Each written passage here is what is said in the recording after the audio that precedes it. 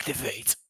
And we're live. Welcome everyone. This podcast is an alpha and may be subject to change. Currently, I've just realised I have tape face over Zolt right now. Hold on. We've already got an issue. Apparently that changed. Hold on. A good start. Hold on. No, just leave it there. It's better. Where'd he go? I actually don't see. Hold on. Also, he's called Ziploc. Yeah. Yeah, he is. And he's just darkness. Oh, this is professional. What? How did this happen? This is an alpha. Change. This podcast is an alpha, guys. Let me just put tape face back. That's fine. That'll do. No. Listen, Now there's two Ziplocs somehow. No, there isn't. It's fine. This podcast is not falling apart. Okay. The tape isn't holding the face together anymore. Tef, take over. You're your co-host. Am I? Is that a Introduce thing? everyone. I've been promoted. Yes. I'm fixing stuff. Right. Well, to the bottom left here, we've got Ziff. We do. Hello, it is me. I'm back from the Void Realm. Hello. Yeah, good to have you back. And below me, we've got Tapeface. It's a sad time, man. We do have tape face. Sad time. There we go. Okay. Hold on. So I like to think you two guys have developed as people while you've been gone. You come back as bigger, stronger, better people. Harder, better, I'm faster, still stronger. tape face. Nothing's changed, mate. Yeah, I think that. I mean, yeah, I wasn't really talking to you, to be honest. Oh, okay then. All right. Forever Tapeface. We'll just call that one Zolt. There we go. I mean, you've got a That's- great new setup. That looks great when everyone will be able to actually see it. Now I'm the only one with the cheapo setup, so got that Now going we've for got us. Windows come out. There we go. Okay, guys. Don't Stream is so worry. scuffed, you know. Don't worry. Oh, man. It's so scuffed. Listen, it was fine right before, and I don't know why it changed. This is very professional. It's fine. Fixing it on the fly. There we go. boys. It's There done. we It's go, done. you We're live. fixed We're live. All right. Reset, guys. Reset. Not even in the- Everyone, be quiet. Reset. Okay. This podcast is an alpha and may be subject to change. Welcome everyone to the show. I have Tef to my right. We got Sif below me, and of course Zolt in the bottom right over there. Welcome to the show. Oh, For fuck's sake. the 4-person podcasts are always somehow a mess. You think they'd be fine, but right before it's always you don't understand what happens before these podcasts. The stress that I go we under. need to start doing the Discord calls 30 minutes before we start, because if we do it when we're supposed to start, we don't start. Exactly. Talk with your fingers. Babada whoopity. Okay. Well, Okay, remember that Mario, JD calm that I down. had? Shit. You couldn't have drank that already. You got that about 3 minutes ago. No, I didn't drink it, but it is gone. Oh. All right, so let's get on with the show while Zolt deals with that. So, welcome everyone. How we like to open the show is we talk about what we've been playing this week. Zolt will talk about what he's been playing this week after he cleans up the spilled drink. Tef's done. Tef's already gone. Oh no. Oh boy, we're down to 2. All right, Ziff, what have you been playing this week? I'm playing a bunch of Halo. Halo's good. I like Halo. Tef's taking off his cap. Tef, you can't do that. That's messed up the setup. Now you're Zolt. Yes, no. I'm sorry, I didn't mean to do that. I was trying to mute, so I didn't just laugh over Ziff. Oh, okay. Oh, I'm good. Okay, I'm good. You're also bright red. Yeah, let's go. There he is. Okay. So, And he sticks the landing. what have you been playing this week on, Ziff? Tell us more about Halo. Please talk about Halo. Please talk about any video game, please. I've been playing a fair few. So I've been playing Halo. Been playing the Halo 2 Anniversary campaign. That's great. That's 10 out of 10. Halo 3, finished that with Tef there. That was very emotional. It was trying to get a challenge, which it does not track at all. I wasn't invited. That's good. Get out of here. And well, I mean, I've been playing the multiplayer as well. I did stream it the other day. Had some good matches. It was a good time. And I also streamed Halo CE campaign and finished that. That was fun. Apart from one particular part of the more, but we won't talk about that. That was very annoying. No, I wanna. What happened? I wanna know. No, it's just this one bit. Like the whole game is fine. Like keys, everything on heroic, easy peasy. Then I got to one bit above the cryo chamber on the mall, and it's the worst thing in the world.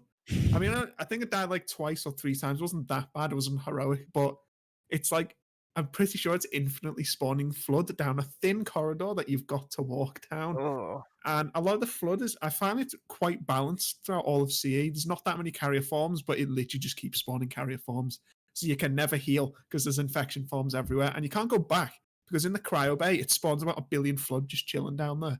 So you've got nowhere to go and you've got to push through it, but it's so tough. On Legendary, it'd be a nightmare. Other than that, it was fine. It was a good time. I really love that game. 2 Betrayals wasn't that bad. It's kind of awful, but it was okay. What else have we been playing? We've been playing Beyond Horizon again, Zero Dawn, a little bit of that. I still need to play that at some points. I've only heard good things about it. I think fighting the enemies and that and all the pieces coming off the robots is some of the most satisfying combat I've ever seen. It's just so satisfying seeing just chunks of metal flying everywhere when you shoot them. It is great. Yeah, that's a good game. What else have we been playing? I feel like something I've been playing a fair bit, but I think that might just be it. I mean, a few League? I don't know. League a little bit. I haven't been on Dawn of Sorrow since like last week.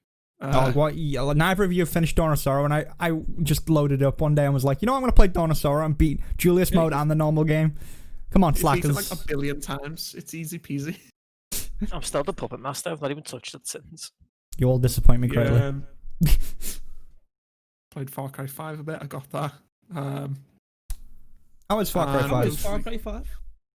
It's I mean, I've put off buying it for a very long time. I've been like, you know, I really like the look of this one in America, but just didn't pick it up for some reason. And I finally picked it up. I'm enjoying it quite a lot, to be honest. More than Does it feel a lot different than 3 or 4? Not is it really? Although they actually make a joke at themselves immediately.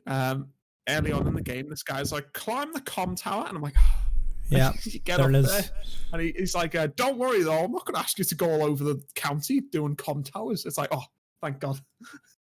So they make a little dig of themselves, like, yeah, we're not going to do that this time, which they don't. Yeah. The sort of the way you can just explore is a bit more open, and there's more like bases and stuff to hit. I like the upgrades and stuff better than the previous games, but most of all, I just like its setting a lot more.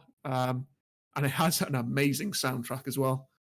I feel like Far Cry games do have a really good soundtrack, though, to be fair.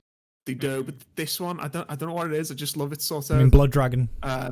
It's got like a big choir sort of thing going on, because obviously it's like a religious cult thing, but I don't know what it is. I just love it. Also, some of the villains are really good, but Far Cry is known for its good villains. Yeah, that's what the series is like based on. Like, it wouldn't be Far Cry without a really well-developed villain. Oh, you yeah, gotta definitely. have your Vass or your. I mean, the fourth one, I mean, it was okay, but I didn't really care for it too much. It wasn't the best. Those are the... Yeah, he's no Vass, to say the least. Yeah, definitely. But yeah, that was a good time. I also played City Skylines again with Zolt. That was good. That was a really good time, actually. That is just, easily the best city builder out there. That's such a good game. We always talk about the modding community for that game. It's just second to none. Like, it's I just never picked it up.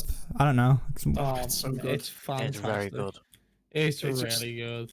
Its mods take it to another level, though. Seriously. Oh yeah, like oh my god, without question. If you play vanilla, it's good, but it's not like the best. But then as soon as you unlock the mods, well, not unlock them, sorry, as soon as you like install all the mods, it's oh my lord. You can't go back. Oh, it might be something I have to try at some point. They're completely game changing. Like, it's a whole different game. Like, every mod that you get changes the game entirely. I mean, I'll look into it at some point. You know, I got a lot of games on my list. Sales on. There's really is. There's always massive sales on it. Gonna have to be a real deep discount for me. £5 every time. It's like, I don't know what it goes down very low though, Zan. It's very low recently as well. I'll keep an eye on it. £5. But yeah, anything else? That's it. No, I think that's I mean, it's a fair variety, but I think that is everything. Yeah. All right. Zolt, do I need to ask you, or have you been playing Classic WoW? I've been playing Classic WoW, yeah. No, I've played, as Zip said, I played City Skylines, which we've just covered. If no one's played City Skylines, I highly recommend it. It's just insane.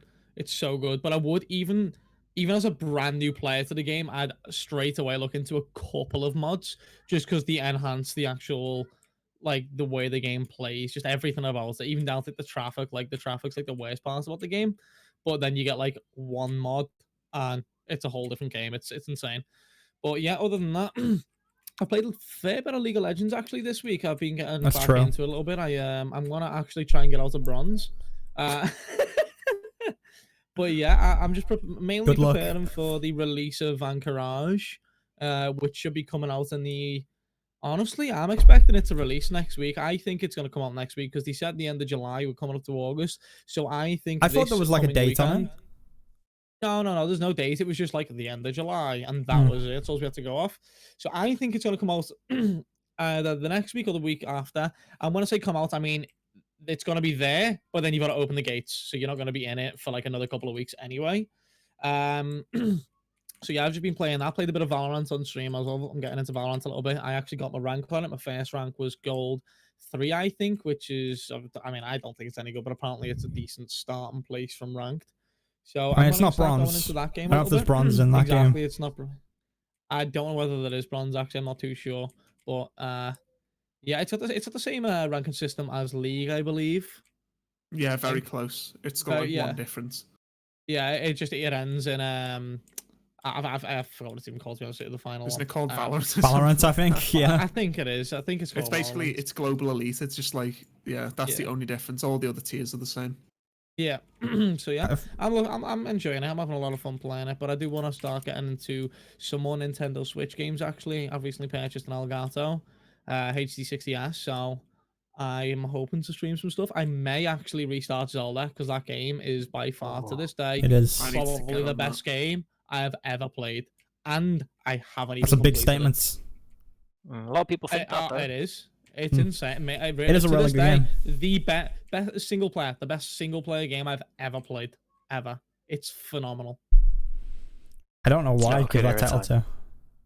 No Ocarina of Time. It's no Red Dead I mean, Redemption 2. Jeff will gonna forever say, be to there, fair, I don't defend- play like, a lot fighting of off single-player anyone. games. No, it's actually quite a common consensus about Breath of the Wild. A lot of people think it is the best Zelda and one of the best games ever. So, I think it is you know, definitely one of the like, best Zeldas. definitely it's one of the best Zeldas. I'm like a big fan of like A Link to the Past. That's like if I have a Zelda that I go back to, that's like the one for me. But Yeah. Breath of the Wild is I feel like, I don't know, would it be my favorite Zelda? Maybe. I couldn't like say for set. I can never say what my like favorite game is because I have so many that I like. I can only put some in like, hey, this is my like top 10. You know, I can't break it down that much. They're all different in their own way. It's a little They're bit all easier for me unique. to say that because I do not play single player games. If you I were was to gonna ask me say like, that, Yeah. yeah, I don't play a lot of single player games, so that's why it's like really easily. To be fair though, a close contender for me was actually Mario Odyssey. That game, I You have loved had Mario so as well, much- yeah. Oh, Mario Yeah, that's a Odyssey, really good man, game too. is Yeah. such a good I game. haven't played it. Like, oh my god, that's something else I might stream. Honestly, not for like a playthrough and not like that. I'll just complete the main story and stuff and do the Bowser stuff. But yeah, like that game is that's so good. The soundtrack in that game, 10 out of 10, so good. It I is a need to really play good the Mario Switch game. Yeah. Yeah, it's great. I mean, it's so good to just jump into. Yeah. You can just jump in and play for a little bit and just have You like just a collect blast one for like moon. 20 minutes. You can just go Yeah. get 1 minute and be like, all right, I'm done for now. Sit down, do something else, and you can pick it up It's whenever. great. It's so good. But Yeah. then, what I love. Sorry, I was just gonna say quickly on the Switch. I saw I think it's reviewing well. I'm pretty sure it is out, but the new Paper Mario looks really good. I have seen yeah. a bit of that actually, and it does look good. The reviews are well from what I've seen. I haven't looked too much into the actual gameplay of it though, but it done pretty well on Twitch as well. I think, to be fair. Again, it's like a fan. Paper Mario is like a fan favorite for a lot of people, so it was like a big thing. It was like hyped up a lot. Me and Tef Yeah. actually spoke about this the other week, didn't we? I think Yeah, we did. Yeah. we mentioned this briefly. Yeah, I think that was last episode, wasn't it? Actually, we spoke about it for a little bit. Yeah. I was saying how a lot of the older hardcore fans complain because it used to be an RPG and it's not anymore. But if you just apparently if you just play the new one for what it is, it's really good. So, Yeah. I'd be interested in picking that up myself at some point. I just, again, if I had a capture card, I'd probably do a lot more Switch games. But it does surprise me that That's Zolt's why, yeah. super into like the Switch games. It shows how good Nintendo are at games. Because Zolt was like, Zolt won't play anything unless he can kill the other, like ruin someone else's day and somewhere else in the world. I need the game to tell me that I am a better player than the person I've defeated, and that's when I'm satisfied. Yeah. Like, it surprised me when you actually liked Resident Evil 7 of all games. You were like, this game's great. You were going on about Resident Evil 7. That game is amazing. Like, amazing. You got, like, really into that, and I was like, oh. And I think that was one of the first streams I did where it was just me just playing. I was just doing a playthrough just so Zolt could watch me play through the game. Do you remember that? That was like... I do. It was a good time. Yeah. That was a long time ago. Very long time ago. I remember trying to snap the little girl's neck when she was there. She showed up and I was just like... Scared the life out of me. I imagine most people got scared by it, and I just walked... I walked up to her and was like, alright, can I just snap a neck? How do I... I was just like in her face. It's a really good game, Resident Evil. I actually want to pick it up again, but I don't have a console. I don't have a PlayStation anymore, so I can't really play it. But if it comes... PC. I mean, I could get on PC, but I don't know. I mean... I don't know. I might pick it up again at some point and do another playthrough because it was a lot of fun. And I do not like scary games either. I'm such a fucking shitbag when it comes to scary games. I can't handle them. But yeah, it was a good time. I feel like we should all sit down and play like a scary game together or something, like pass the controller back and forth. That would be funny. You know, give Ziff the controller and be like, off you go, Ziff. Ziff's gone very quiet there. He's like, no, I don't want that. No. Just like slowly slinks down out of his chair off screen. I really want a multiplayer scary game to play. I really do. I think it'd be a lot of fun. But there's none that are like good. I think when it becomes multiplayer, you lose the scare factor of it. You lose it, Yeah, it becomes more comedic, I suppose. It's just more like, okay, this is now a competitive game. Well, it's not even like, I feel like Dead by Daylight is probably the biggest example of it, and people want to make that a competitive game. It's not competitive. It's a pretty awful game, I'm not going to lie. It's garbage. It's like garbage. Streamed a lot. It is. It's like a really popular game. I don't understand really why. Game. It is very janky. And like it's good as a party game, I think. Like as a party game, if you just go on with a group of friends and be like, okay, let's play this game. But a lot of people get into like a ranking part of it, which the like, ranks are just rank 1 grind. survivor. I'm a rank 1 hunter. Like, mate, it's not hard. It's really not hard. Yeah. Some people are quite heavily into it, and they get really angry when hackers like destroy their sort of ranking. It's like, I remember Zan used to stream it back in the day, and he used to get people from his game coming into his chat, calling him all sorts because he won as the hunter. Yeah, people get so salty. Yeah, they're so pissed. I like, mate, come on, you've just been 360 no scope hatcheted from across the map with hunters. Stop complaining. I don't know why they're more angry than like League of Legends people, and that's like that's saying something. That's saying something, yeah. Yeah. Like, you have, like, esports pros breaking down over solo queue in League, but Dead by Daylight, throw them in there, they ain't gonna want to play a game again. True. But yeah, that's not what we've been playing this week. How did we get here? I have no idea. What else? What you have haven't been playing this week, Zan? Oh, you want to know what I've been playing this week? I've actually played quite a bit this week. You're the only one who hasn't said anything, so... Well, Tef hasn't said anything either, so don't... Thanks for forgetting about me. I didn't forget about you, Tef. Don't you worry. I got you. Did you normally start with Tef? I mean, I'm normally the last one to speak about Yeah, it. Tef was dying because you spilt a drink everywhere, so I just went over to Ziff. Okay. But yeah, well, I mean, I've been playing quite a few things this week, you know. It was Dawn of Sorrow was last week, wasn't it? So this week I played Vampire the Masquerade Bloodlines. At one point I was just like, you know what, I feel like playing a bit of that. You know, it's a very clunky and old RPG, but it's also like, you know, it's got its charm. So I had some fun playing that. It's, you know, there's the new one coming out eventually. I don't know when. Next year, is it? They put like a maybe coming out at some point, and we don't know what it's going to be like, but hey, I'm looking forward to that because that'll be a lot of fun. It has, I don't know, has anyone here played Vampire the Masquerade? I think Ziff has. I've not. I have a bit. Yeah, I think Ziff streamed it at one point. I did. It kept like breaking on me and stuff, and I lost my data, and it really annoyed me. Yeah, you need did you have the mod for it? There's like a mod that fixes most of the issues, but you still break the game. Yeah, I did have the main mod, but something happened. I lost my data. It was really annoying. But yeah, no stable game, is it? No, it's very old at this point as well. But yeah, you can just do fun stuff like turn a woman into a ghoul right away. That's the first thing I did. Went to the hospital and was like, here, drink my blood. And you know, there's also the vampire lady that you can get out from the freezer, who's locked away in the freezer. Then she murders a man. I don't know if Ziff remembers any of this. I don't remember that. These are like side quests. So those two were both in the hospital. So Okay. there was all that, and then there's it's the typical RPG stuff. It's all cool. But yeah, other than that, League, played a bit of League, played a bit of Arcade. Surprise, surprise. Shock. I got some new land today. Oh, Big boy, you getting the mansion down? not yet, but I got a farmhouse down, so I took a big chunk of land. Really capitalist pig. Oink oink. Taking all the land from the proles. Listen, it's either me or the Russians, okay? There's one guy with like 15 accounts. Have the turntables. It's true though. There's some Russian guy with like 15 accounts who takes all the land around us. And I'm taking it back for not for America, but Yeah. Freedom. Just for my own personal use, so I can get a mansion down. And eventually I'll have a mansion down, and then the Russians won't be able to stop me. I'll stand atop my tall mansion and look down on them all. The guy has a massive tree house. He will be still higher than you. I don't care. I'll cut it down. Takes a portal to get to the top. Like it's insane. But yeah, also we played some really cool indie games. One of which was called Sand. Again, not a very unique name. It was called Sand, and it was kind of like RimWorld, from what I know of RimWorld. So it was like a free alpha version, so there was a lot to it, and essentially you start off and there's this cube that's fallen from the sky I think it's called Edie. Just, hey. And Okay. that's the one that gives you like quests, and you sort of go for this like main story thing.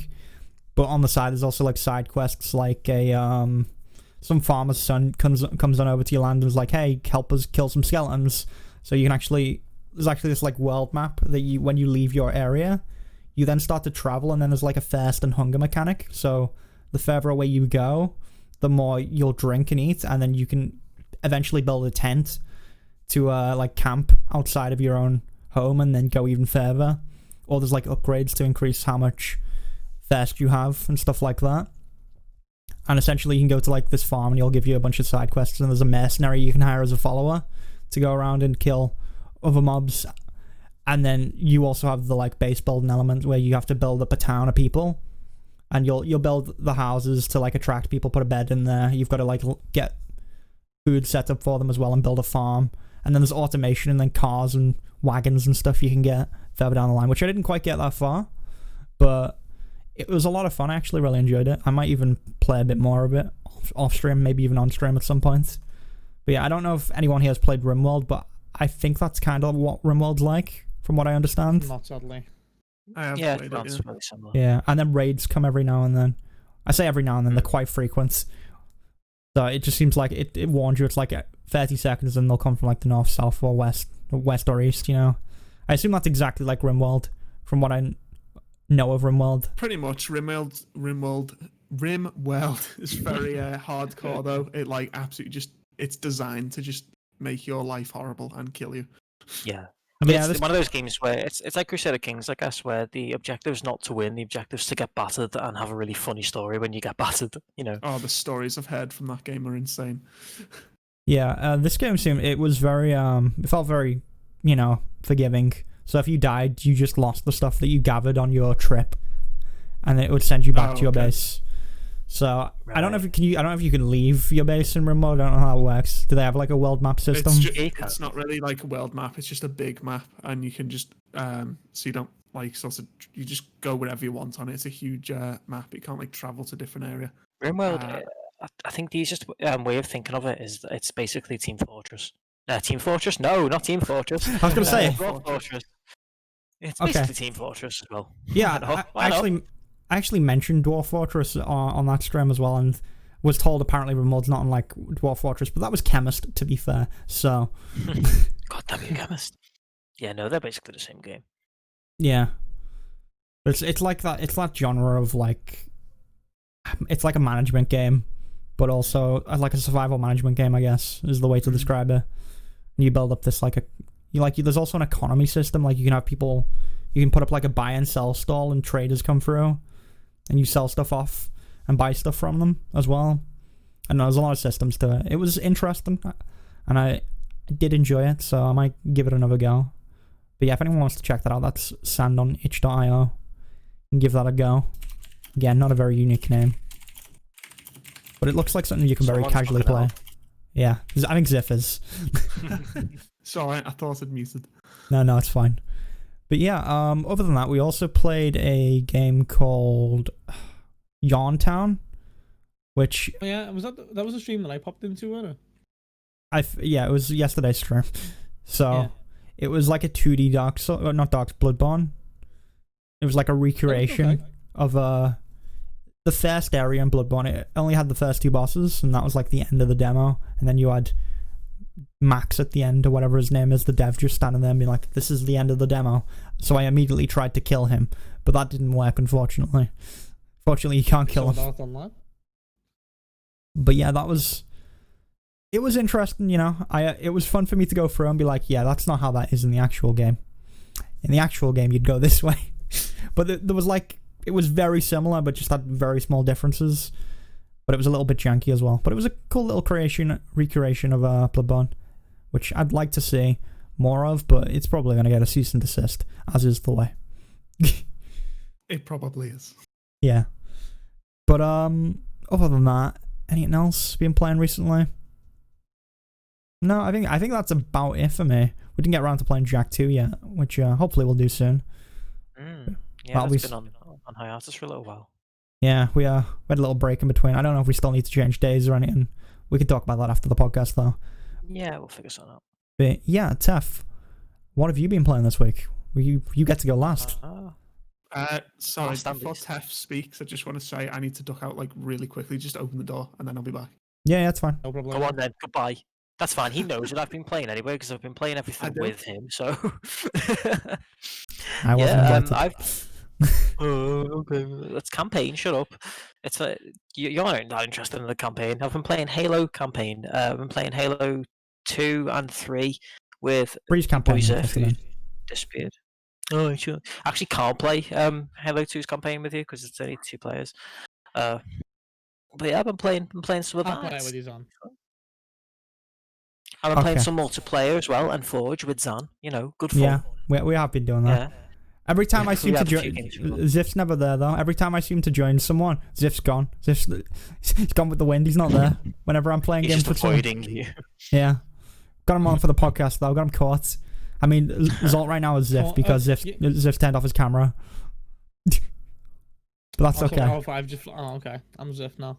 Hey guys, it's me, Ziff. How you doing? Great impression. Spot on. All you gotta say is I got a better hey, one. and there you go. That's it. Yeah, I got a better There you one. go. Hey. That's it. There you go. You beat me to it. I was gonna, because I've got push to talk, and I was gonna change it so I can do it. Hey. So But yeah. Halo, yeah. Just been playing a lot of yeah, Halo. Yeah, mostly. I've just been dipping into other things here and there. I got bored during work because they're again not giving us much work to actually do. So I've been sat around playing. I started playing Final Fantasy 1 for some reason. I started playing it on the NES. I don't know, like I just felt like a JRPG because I love I was discussing this before the podcast. Grinding MMOs, no. Grinding for skins, no. Grinding in a JRPG, that's fine. For some reason, I'm happy with that. Like I love that. So I was just there playing Final Fantasy 1, and you've literally got to just grind for an hour before you can leave the first town because you just get absolutely slaughtered by like everyone. Yeah, the first it was Final right Fantasies outside aren't the first town. best. The first like couple of Final Fantasies. Yeah, I mean they've just not aged well, but I don't think they were particularly bad games, except for the fact that they are really buggy. The first couple, in the first game, there's a whole bunch of spells that just don't work. Like they just straight up don't do anything. Like they're just so bugged that they don't do anything. It's just ridiculous. And then there's some that do like the opposite of what they're meant to do, and yeah, it's a bit buggy in the magic department. But besides Sounds like that, it's on the NES. it is on the NES. That's what I said. Yeah. It doesn't matter. Wake up.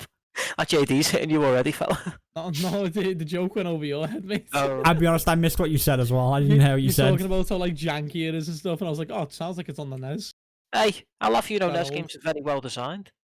That's not true. It's bollocks, though.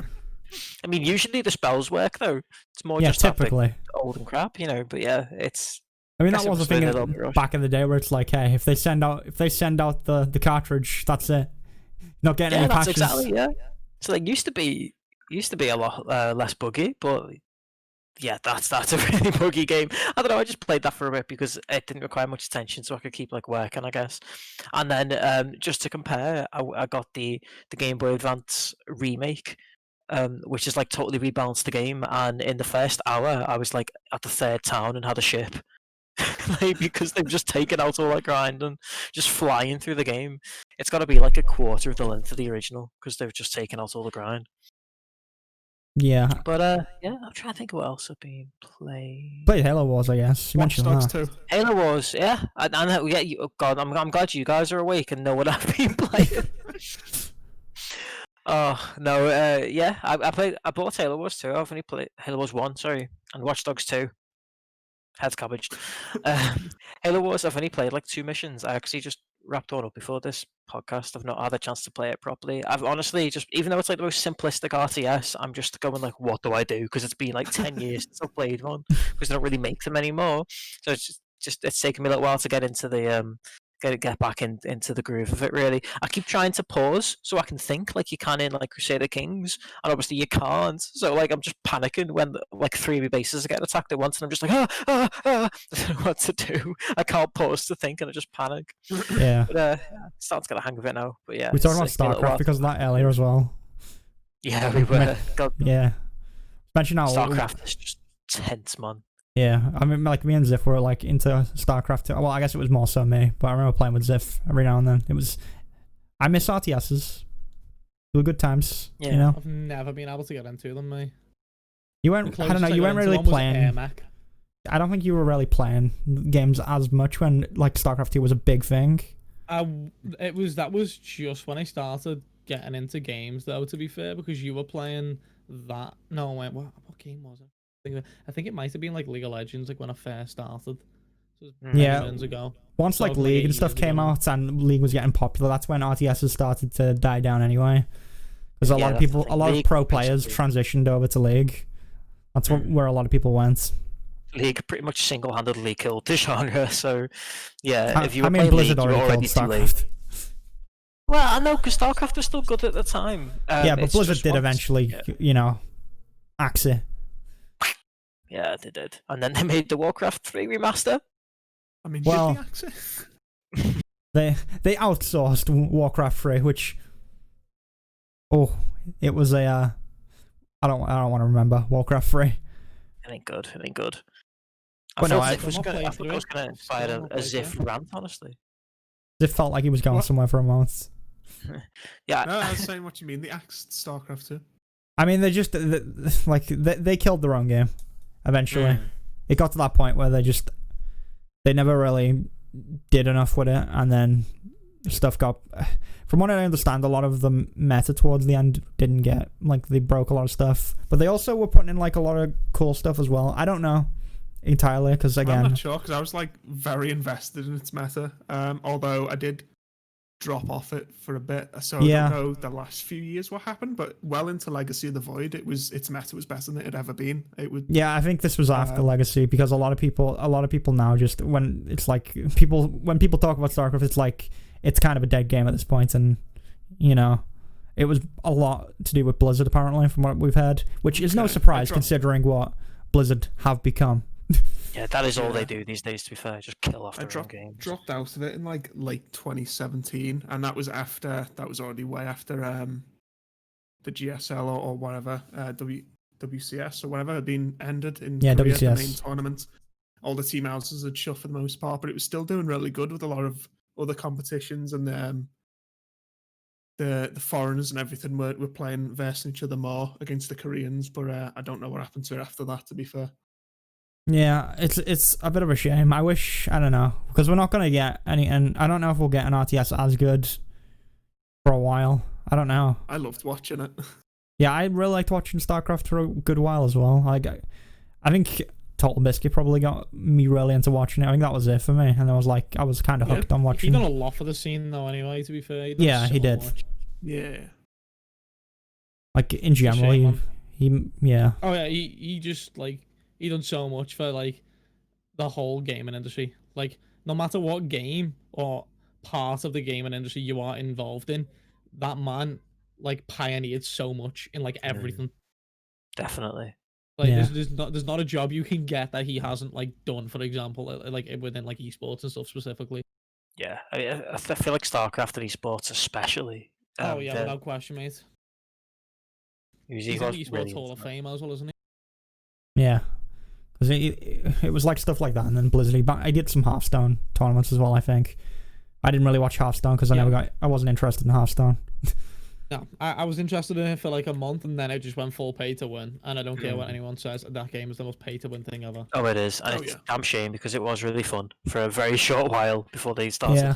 making it pay to win. The thing with card games is the fun of it is deck building and like trying to look at the meta and being like, how do I counter this? What deck can I build around this? But the problem is you have to then spend a lot of money to get the cards you need to build those decks. Yeah. So, yeah. That's why I never really got into Hearthstone, because I wasn't going to grind out decks all day long. I got better things to be doing with my time. Like grinding arcade all day long. But yeah, how did we get here? Halo Wars? I've been playing Halo Wars, yeah. That's I don't know if I fair. have anything else to say on it at this point.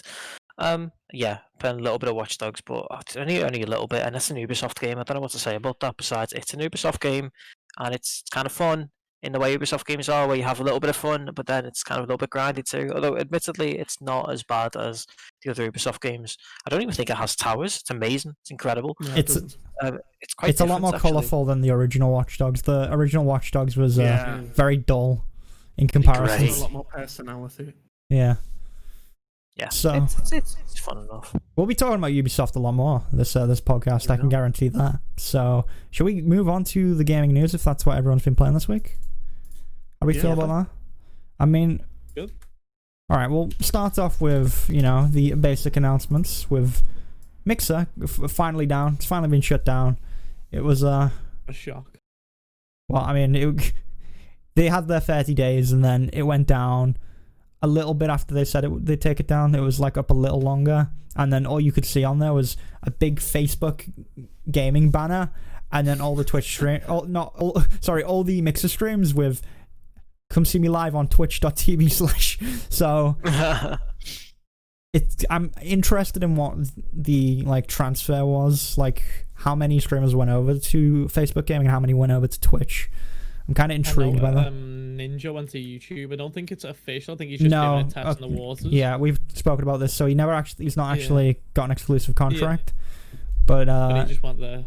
and then Shroud's he's on vacation. He's not doing anything. Shroud just with the doc somewhere, just chilling. Yeah. Like, They're on you know he is. They're on a beach somewhere, just having a good time.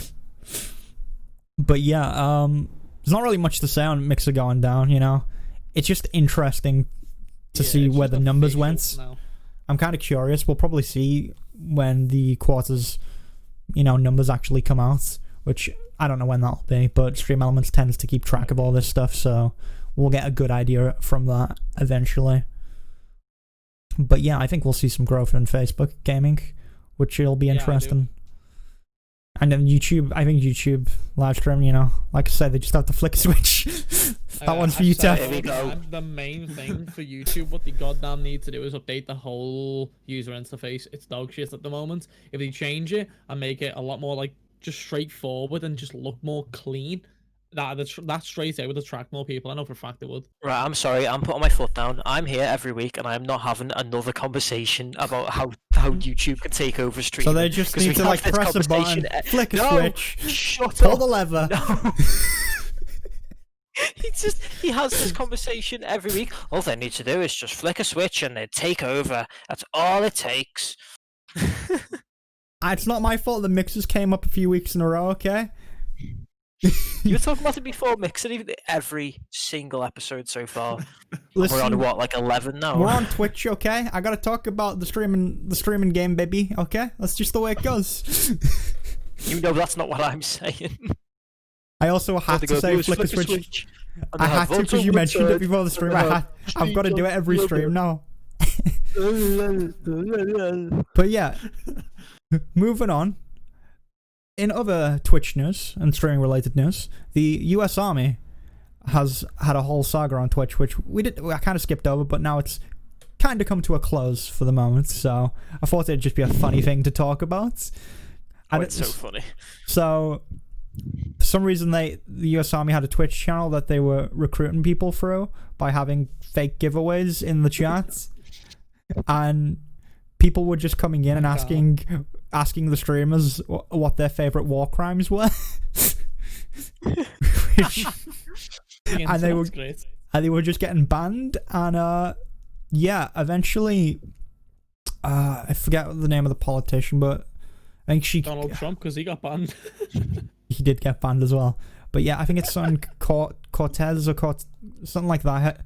She stepped in and was like, she was trying to now get them, like, get something written up so they can't actually recruit people through social media or something along those lines. But they had to, like, then step away from Twitch because obviously it wasn't working, you know? I do think it's so shady that they're trying to It get is very into shady. gaming, and they go, "Hey guys, you like Call of Duty? War is just like Call of Duty." It just makes my skin crawl. Get a free console when you sign up to the... Get a free gun. Wow! Get a free arsenal. We'll even skin it for you for free. Yeah. It is really dodgy, and then what's great is people were just going into chat and asking what their favorite US war crimes were, and then eventually they banned that phrase, so they were using like numbers instead of letters for parts of it, and that's just gonna. I like that that's now in articles, like Yeah, that'll go down in history. my favorite moments out from all of this is the fact that they started banning people and banning certain words, like you were just saying, and a lawyer came along and pointed out that this is in breach of the First Amendment. Yeah. Because they're part of the government, and the government aren't allowed to censor the people. So, by banning people, they're breaking the First Amendment. It's just so stupid. It's just ridiculous. Why are they here? I don't know. Go It's away. bizarre. Like, I don't know when they set up this Twitch channel, but I saw it like a few weeks back, and I was like, wait, they've got an esports team? And then you know, this whole thing unfolded, and here we are. And I don't know, guys. Tef, what's your favorite war crime? Let's go around. We'll go around in a circle. Oh, mine's got to be Bush. Okay. Bush making up reasons to invade Iraq. Okay. I thought you were gonna say something completely different. Yeah, it's fine. Okay, let's move along. Let's move along very quickly before we actually get into Clinton's blowjobs. Is that a war crime? Probably not. It's a crime against humanity. All right, but that was Hey, a man, very you amusing asked. story. It's true, I did. I set you up for that. We'll move along to something that I know Zolt really wants to talk about. This is the whole reason Zolt's here today. Let's be honest. We're going to be talking about just a little bit, about Ashes of I'm not Creation. going too deep into it because I will just ramble on. But that game, Listen, everything about that game. We got an hour and 10 minutes still. Don't you worry. All right, boys. Buckle in. Here we go. Buckle Get comfy. No, honestly, I don't know what it is, but lately I've transitioned a lot from enjoying FPS games and being super competitive in those to going to MMORPGs and exploration, and just like PvE for some reason in MMORPGs. It's just like I've found like a new love for it.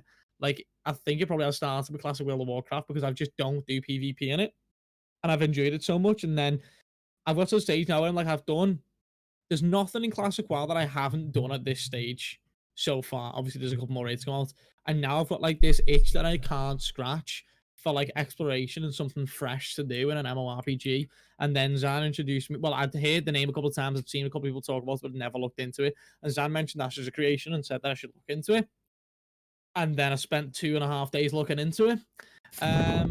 It's a good time, yeah. So Yeah. it's for anyone who doesn't know, the creative director called Stephen Sharf. He was very successful early on in his career. I can't remember specifically what it was. I'm pretty sure he was a programmer for some stuff. He's done a couple of other like smaller businesses or smaller game developments here and there. So he's been very successful, but the man has actually self-funded the entire project. I don't know where he got the money Everything's from. came I out don't know of what he his back. does. I don't know, but I know he had a guild in Lineage 2 of over 14,000 people in it. which was in He the had a big golden arcade as well. Yeah, in the AMA. It's fucking hard to say that. So yeah, so he's self-funding the whole project, which I think is like insane, because not only is that like show like true like passion and dedication, it gives a fire up his ass to be like, right, okay, it has to be successful because Shows he's got a lot of money is what it shows to me. But yeah, it's a big flex. So the thing that makes me excited about it, I mean, I know, and he does refer to it a lot. It's like we're all just like, every MMORPG player for years gets promised and promised back to back with games. We promised this, we promised that, and then they never pull through. It always turns out dog shit. There's always a garbage cash shop that ruins it. There's always like just things in place where the game's just a bug fest and it ruins the economy, for example. And he hates all that kind of stuff because he's an MMORPG player himself. He's played like, well, in his words anyway, he's played most of them that there ever was. So he's taken a lot of systems from other games, especially like Lineage and Arcade. Yeah, Lineage and Arcade, and obviously me and Zan have played Arcade like since it was westernized. Let me tell you about Arcade. Played it for many years. Obviously Zan more than I at the moment, because I just don't like the game at the moment. Honestly, the devs just wound me up. But yeah, there's a lot of systems that he's taken like taking ideas from, and he's just putting them all into one game. And like he's got the perfect answer for every question that anyone throws at him. It's insane. So the one thing that I was skeptical about at first, but then I looked into it, I was like, I really like this system. I am not a massive fan of losing items in MMORPGs. I just never have been. But the way that the corruption system does it is so good with the corruption system. So essentially the way the corruption system works, you've got player A, player B. Say player A attacks player B. Player A is now a combatant. If player B does not attack player A back, then player A, who initiated the attack, gets corruption points. After a certain amount of corruption points, you will become wanted, and then there's people in game who can be bounty hunters. You will flag up on the map for said bounty hunters to hunt you down, kill you. A portion of your loot may sink into the ground. You won't drop everything, but some of the loot that you carry, which could be, I don't know how it specifically works. I don't know how it works with the RNG. I'm assuming you've got more chance to drop. Yeah, I'm assuming it's more chance to drop your raw materials and stuff or garbage or kind of like that than like your insane weapon. But you can lose your insane weapon. Now, you've put yourself in a position so you can't be mad if you were to lose your gear for that kind of thing. And to me, the risk versus reward with that kind of thing is fantastic, because you can then look at it in terms of the caravan system that he's got, which again at first I was a little bit skeptical about because I hated that in Arcade to an extent. I mean, it's different than Arcade. So that's I've got a good way of explaining this, actually. Like, it's actually very similar to some of the quests you have in Guild Wars, where it's like there's the caravan you've got to defend, and it's like a group thing where you can see that this is an event that's taking place, and you can go and actually like apply to defend the caravan as it moves along. And what it does is it will move raw materials from one node to another node. So you can actually move them about the world, because that's the only real way you can move the raw materials, as far as I'm aware. Yes. Yes. But then you players, can kind of inventory, but you're not gonna get a lot, obviously. But yeah, if players want to actually engage in PvP, they could even then attack these caravans, and the people defend, and obviously are signed up to defend. And this will create like an idea of like having mercenary guilds that you pay to defend your caravans and stuff along those lines. That's cool. It's insane. Yeah. Like his whole like philosophy about this game and MMORPGs is an MMORPG is all about the community, and he has things set in place which people will discover and stuff. Like there's a lot thought out that makes the game completely player driven, like from top to bottom. Yeah, the caravan system, the way he's explained it as well, he was like, even down to like the small things, like with haulers, for example, in Arcade, you don't get much on them. It is what it is. But if you need to move like a massive amount of raw materials, he hasn't said numbers, but he specifically said for you to even fill a caravan, you would need a lot of friends. Like a lot of friends to be able to. The we should mention the node system and how this actually works, though. Yes. Because this world is like, it's essentially going to be a sandbox MMO, and how it works is each of the zones are these nodes that you will level up over time, and to level up the nodes, you need 1, 3, 5. Yeah, what you need to do is you need to just go around the zone. You'll kill stuff, mine, and all that kind of stuff that you can do. Just That will slowly level up the node over time, and when it hits a certain level, it'll turn into a town and the city, and then like a metropolis is the last one, I believe. Yes, it is. And these eventually grow into these massive cities, and all of the spawns around the node in that area will change depending on the node level as well. So quests and stuff will change. There'll be like differences, and the world is all player driven in that regard. But then on top of that, nodes adjacent to these nodes are then locked. So if a node is of a certain level, the nodes around it can't go any higher than the level they are.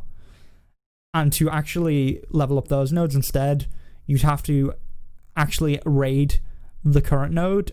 So it's like a big 250 v 250, I think, right? It is, yeah. Well, so I'm not going to completely cut off what you're talking about, but the reason why I want to speak up on this is because I was leading you in.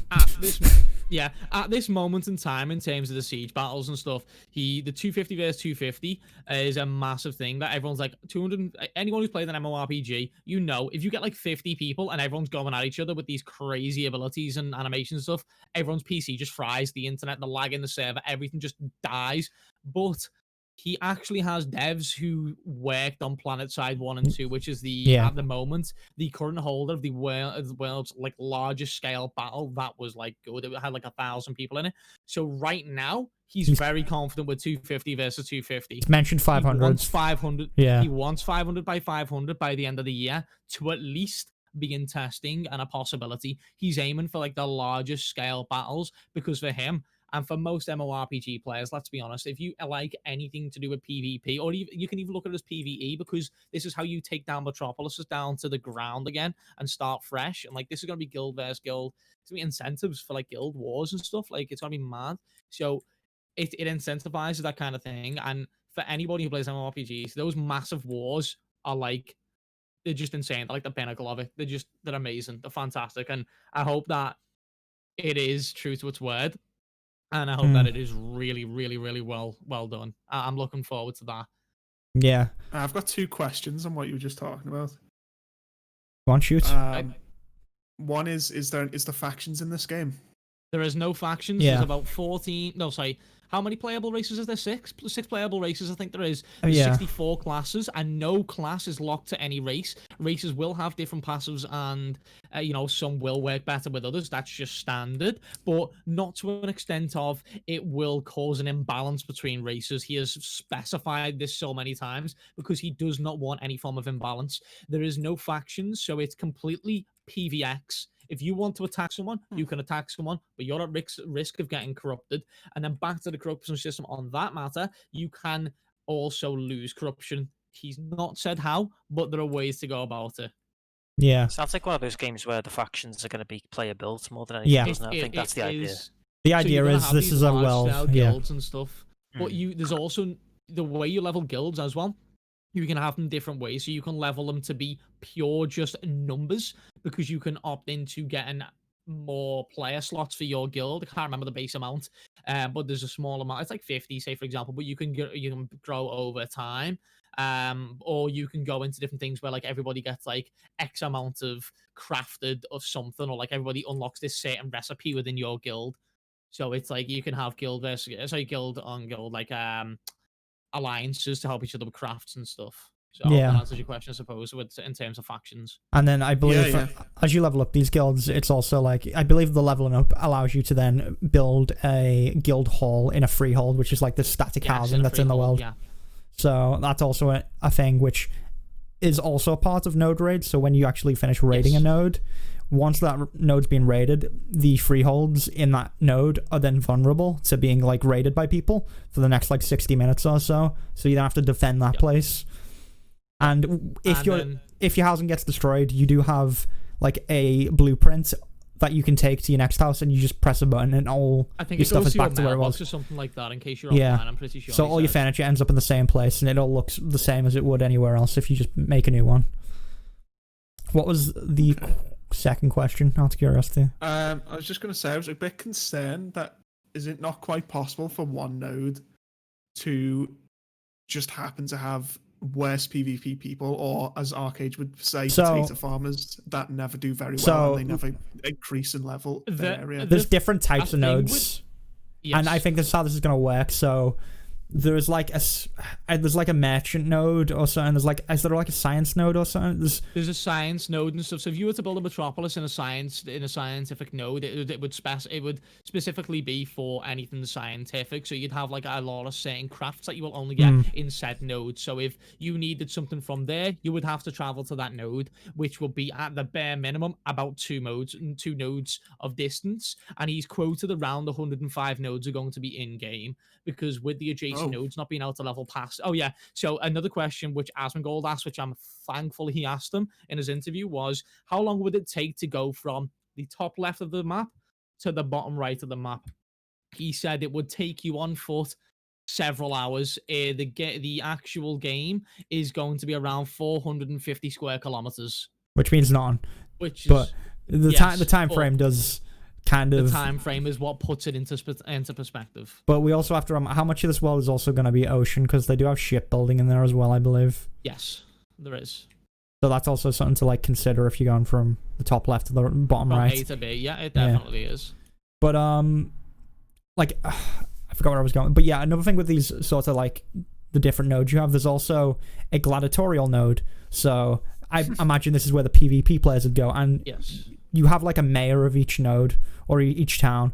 So essentially how the gladiatorial one will work, to instead of being electing someone, everyone is in this like big arena, and it's like he said like a battle royale. It'll be like 100 people, and the survivor becomes the leader of that area. So that's probably where PvP people will be, I imagine. Yeah, they'll be in like gladiatorial nodes. And then, you know, the people that just want to farm, maybe they'll be in a science node or like the economy node or somewhere else, which I think is really interesting. Another thing that I was really skeptical of as well in terms of PvP while I was on the topic as well is because he's mentioned, because another question that Asmongold asked, which again I'm very thankfully asked because I really wanted to know this myself, instances, where are the instances going to be located? Are they going to be out in a world, or are they going to be instance locked? That's dungeons and raids, because the way that they work, you have 8-man, 16-man, 24-man, and 40-man. I believe they're the like the dungeons and raids. Now he said about 80% of these raids and dungeons and stuff are gonna be out in the open. Now I've not came across a video where this has been asked directly to him, but I've sort of speculated that I really do imagine that certain guilds are going to control certain instances, and it's like you've got to, you know, try and get past them to get in, or you've got to bribe them to get in, or anything like that. And I don't know how that's going to work, but it's something I'm looking forward to seeing. But I imagine that wouldn't be the case across the entire map. So if you desperately needed something, you could just go elsewhere. Yeah, I think the idea is, again, that every server is going to be completely different. Like, the nodes that are built up will be different. The guilds that control certain areas will be different. And if there's a lot of this is like the ultimate, like, RP MMO. If you want to be just roleplay, I guess this is like the ultimate thing for those people, because you also have families in there. There's the family system, there's the guild system. They also, I believe they have like a marriage thing, kind of like Final Fantasy does as well. I think Final Fantasy has that. I believe you can. Yeah. You have families as well. Another thing that was asked as well is talking about summoning and stuff, and you can only be in one family, so you've got to choose your family wisely, because apparently you can actually summon each other certain ways. But I think the summons work where you will only have. So he's keeping to the trilogy of healer, DPS, tank. That's something that he's just not gonna step away from, because it's the Holy Trinity. It is literally the Holy Trinity. So he basically touched on it, and he basically said, like, you will have like a summon for a DPS, you'll have a separate summon for a tank, and a separate summon for a healer, so you can get people in. But I don't think he'd be able to just be like, bam, whole raid outside now, like in 2 seconds. That's not happening. That's not happening. And oh my god, I'm so thankful. Sorry to cut it off again. There's no looking for group. It's not a thing. That's you a have lot. to speak to people. You have got to speak to people. You have to actually engage in social interactivity in an MMORPG. Who would have thought? That might be me out. Sorry, boys. No, but go on, Tef. I'll let Sorry, you take it. You go on. You were waiting longer. I honestly don't remember what I was going to say at this point. But that sounds about right. But no, actually, yeah, I do. The summon system, I think he took that from, like, because in Arcade, there's the guild summons, and you can summon like a bunch of people at once, and they all just show up. And that was a big problem on like Free Ditch Island. Free Island that's why they're funny. especially, they'd have an alt just sitting there waiting, and then they'd be like, "Oh, there's the people. one Let's guild. summon everyone." Yeah, they'd have one guild flare and just be like, bam, the whole guild's there in a second, and you Yeah. and it's problematic. It was funny, but it was very problematic, and I don't think it should be in any game. I think it's retarded, honestly. I don't Yeah. know why they thought it was a good idea, but yeah, But yeah, he wants to keep he's- fast travel he's limited. Other than like very limited. the only way you can fast travel is, I believe, in the science economy. Once it's at like level 5, he said they'll be able to make portals or have airships, and that's the only way that people could fast travel. But yeah, I'll let Tef get to his points. A couple of things I want to say actually. Zolt, did you say the map was 250 square kilometers? 450, he said. I think. 450. I could be wrong, but that's what he said. I think. Okay. It doesn't really So mean I just anything, though, does it? Well, It that's the feels thing. like- I was trying to Yeah, put it into context, so I looked up how big Skyrim's map is, and that's 37 square kilometers. So yeah, exactly. So for him to have that many details inside of each node and to have 105 nodes, I'm not surprised that it would take you countless hours to go from top left to bottom right. And that excites me because I mean, one thing that I'm also actually kind of like a little bit skeptical about is these nodes. There's like 5 types of nodes or something like that. I just hope that they don't all look exactly the same. Yeah, I that's the mean, danger, I definitely. don't want to feel like I'm going through the same place over and over, because then you might as well stick to 5 nodes and not go anywhere. So don't I think believe the that's how it's gonna architecture is work. different depending on the race Yes. that populates it the most. So you can have like that's true, actually. Yeah. You So did if say there's that. like a race of elves that mostly inhabit a town, the architecture will look like elven architecture. And if there's the other races and the stuff like that, it's kind of weird to imagine maybe if there'd be like race wars or something. Honestly, mate, it wouldn't surprise me. I'm super excited because I can just imagine different portions of the map would have to be like completely different game. You'd feel like you're on a new game. And for any RP players out there, this is the game that you want to be playing. Like, oh my lord, the RP in this game looks phenomenal. Like, I it live in the looks frozen north. yeah, it's just like it looks as In a the amount of freehold. things you can do, especially with like the crafting system, because of how in depth he's spoken about the crafting system, and he said that he hasn't even scraped the surface with it. Is like, it's insane. But It's again, insane. I'm this could super hyped for be this game. some Peter Molyneux levels of promises. Yeah. And Yeah. we might never see this It come on could. launch, but I This really hope. insanely ambitious. Like It- it sounds oh, like it it's got a really lot of is feature ambitious. creep. I'm really hoping that Yeah. when this comes out, it has everything that he's promised so far, and then he builds on top of that, and that's what I'm hoping for. But what we get, we'll also- find out. Just so everybody is aware, there's no box price for the game. You just pay your subscription and off you go. He's spoken about multi-boxing, because multi-boxing obviously is a thing in every MMORPG. And no, I don't think there's a game out there that have actually tried properly to prevent it. Arcade gave it a go, but you can go around it and you can have 2 games open. Now, he has said that multi-boxing is going to be okay, but there's going to be no direct way of being like, you can't pay for something with money to enhance anything, even down to inventory space. You cannot buy inventory space. You have got to earn it through Yeah. Thank God for and that. everything. Yeah. And speaking of inventory space, quest items will not be flooding your actual inventory space. Your inventory will have its own slot for quest items. Oh my god, that's amazing. But again, back to the multi-boxing thing, you are allowed more than one account, because in his eyes, So Zolt's gonna have it is two if on you launch. So I'm having 2 on launch. I don't even care. It is what it is. I'm having a pocket healer. I do not care. I just don't care. If it's allowed, I'm doing it. It's fun for me because it's also something else that I can just like give items to carry around for me.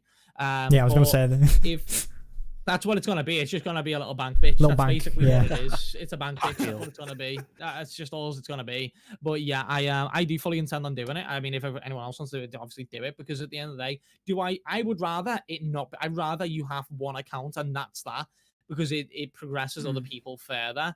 But the way he says it is, if you've put X amount of time into one character and X amount of time into another, like why should that not be available? It's not like to combine your immortal. You'd be stronger, obviously, but you're not like immortal or anything like that. You can still be defeated, everything like that. People can still progress, because if you were to put both amount of hours that you played on both characters into one character, said one character will be outperforming both these other characters. to an extent. We'll have to see how that plays out though, and how the crafting works, and Yeah. down to raw materials and stuff. Because there's people like myself. I'll use myself as an example. I control Badlands in World of Warcraft Classic on my server. I control it. Brag I have a about it. hunter sat in one place, and I have a warrior sat in another. The elementals are mine. Leave me alone. They belong to me. He's currently watching them right now. I may be. Like I could say that. It's probably not even like I jokingly say that, but he probably does have it open. He's probably just like tabbing in and out every now and then, being like, They're mine. "All right." Man's But addicted. yeah, I don't know how much more we could say on Ashes. There's a lot to talk about. There's a lot. We could And talk about they were every feature, but I don't think we need to. Yeah. No. They were the features that I wanted to Yeah. touch on anyway. They were like the main ones. There's a lot more we can speak about, but obviously they're the main ones that I wanted to speak about. And of course, I'll be playing this a lot and covering it on my channel and in And great we will depth. be having a guild, so we'll do guild sign up soon. Guild signups will be soon, even though the The game's game, not coming out for the next 2 Get years. Discord going, guys. The game's not coming out until 2022, by the way, so I'll have forgotten about this game in like a week or so, and then I'll be back to MMO hunting. Yeah, but that's okay. Sometimes. But yeah, I think we're about at the midway point of the podcast anyway. If we want to go take a quick 10-minute break before we come back, and then I do. we'll get to do some I need Ubisoft more. talk, and then the Xbox show, which will be a fun one. Yes. All right. Can rant. Woohoo. Then yeah, Oh, yes. yeah, kind of runs. All right, so don't go anywhere, and we'll be right back, everyone. And we're back. Welcome. So, we've got some fun topics to move on to now. Shall we talk a little bit about Ubisoft? We like talking about Ubisoft on this show, don't we? Who? What? Ziff likes Ubisoft, Yeah. don't you, Ziff? Yeah, okay. Is Gotta it throw- okay to say that these days? Or Yeah, I'm kind of throwing Ziff under the bus by saying that before leading into this topic. But no. But yeah, so there was a story that came out. There's been a lot going on with Ubisoft as of late, as most of you probably are aware. We've talked about it on this podcast quite often, and I'll continue to get some digs in on Ubisoft whenever I can. So I included this topic where Ubisoft didn't think female leads would sell, which is why they minimized their roles in certain games. Mostly this was Sergei Haskell, who is no longer with Ubisoft. Well, that's the main person they say was saying this, but I personally think that's not the only person that was in there. Ubisoft have done stuff like this for years. Let's not forget Assassin's Creed Unity and the whole situation where people wanted a female character in that, people they were like, well, no, making a female character is it's actually too expensive to animate, guys. And now they have a female and male character in both of their Assassin's Creed games ever since. But Separately mo-capped. yeah, You just need to animate a couple of extra things. That's all you need to do. It's not that hard. here's the thing. If they would have just came out and been like, well, actually, we just wanted to focus on the story of this certain character and maybe we'll make a female lead in the future, that would have been fine. But no, they're like, oh, it's too much to animate. That's that far wouldn't too have been the much. truth anyway, as we know now. Yeah. Yeah, true. But so yeah, this is again one of the people that were ousted due to the abuse allegations within Ubisoft. Well, I say allegations. I feel like it's mostly true. Let's be honest, it's Ubisoft. This is something that's been going on. I honestly think even the people that they kicked out was, even though they were big people, it was just to like appease the masses. It's like, hey, look, we're doing stuff. But I feel like they've been doing that for years. Even like again with the example just to of make a statement. adding female character, like, well, we can't do female characters. Oh, next game. Oh, look, you got female and male. You can do both, guys. And I feel like that was just to appease people. I don't think they actually care. So I just nice getting that dig. Does anyone else have an opinion? Because I'm like going off on them right now. No, I'm with you. I'm with you. That's completely true. Yeah, definitely. It's a systemic Yeah. issue. You know, they've got rid of a few people who did have a big influence, but the whole company is going to be riddled with this. And based on what we've heard, that is the I mean, truth. So yeah, the CEO bigger is, change needs to you know, They've not had a good look this year, have they've they? not. Hold on, they never even really apologized, did they? They had the whole Ubi Forward conference. I feel like that was like, hey, let's just brush over those abuse allegations, guys. Look at all these games we've got. And they were like, well, it was pre-recorded, so we couldn't really talk about it. Haskell was in that, wasn't he, as well? I didn't watch it, but I'm sure I heard that he was in it. I don't actually know. I wasn't paying attention to the people in it when I watched it, but he probably was. But it's a case of like, well, it was pre-recorded, guys. We couldn't, give it another week. That would be ridiculous. Imagine pushing this back another week. No. Then people would find out more about the abuse allegations within the company. Can't have that. Have video games. So, I personally think that's what the approach was with Ubi Forward, and it's probably what they've done probably isn't good enough, and we'll probably still see stuff like this happen in Ubisoft. They're probably going to go quiet for a little bit. We'll see them appease everyone. Who knows what actually will happen? They say there's a big internal investigation going on. I don't know. Anyone else got any comments? Or is everyone in agreement? Nail on the head, honestly. No, definitely I'm in agreement. I think it's just fucking retarded. They just make up excuses and try and cover the tracks. Yeah, I mean that's what a lot of companies do. Ubisoft are not very good at covering their tracks, though. Yeah. Like I still can't. It baffles me how their excuse was too hard to animate. No, it's not. No. It's too expensive, guys. It costs too much. Again, if they would have came out back then and been like, "Listen, this is the character story we wanted to focus on. We didn't want to do another character." That would have been fine. Yep, people would have just looked at that as an answer. And then they could have made it like a female lead. We did talk about before the podcast, like as if you wanted to say that they still should do like a main female lead as a character. But I think the problem now is that they have the two characters, and I feel like if you take that away from Assassin's Creed, I mean they could do it with another series if they wanted to, but Assassin's Creed specifically, I feel like if they take away that part, they'll take away the option, and people like having the choice now that they've been given it. Because people get a little spoiled with stuff like that. But, yeah, I don't know. They could do that with Far Cry or another series if they really wanted to. Right, I think with the way that they've, like, put the foot in it, and they're just digging their own grave, they have actually got to actually make something with a female lead now. I don't think they've got to. I think it's fine that they've... Like, in my opinion, it's fine that they have the choice in Assassin's Creed, but... They do have the problem of like the abuse going on in the company. That's for it until they do, though. I think. But then when they do it, it'll just seem like they're pandering to try and apologise. Yeah. So it's kind of lose. Yeah, but good because they've screwed up and they deserve the hate, honestly.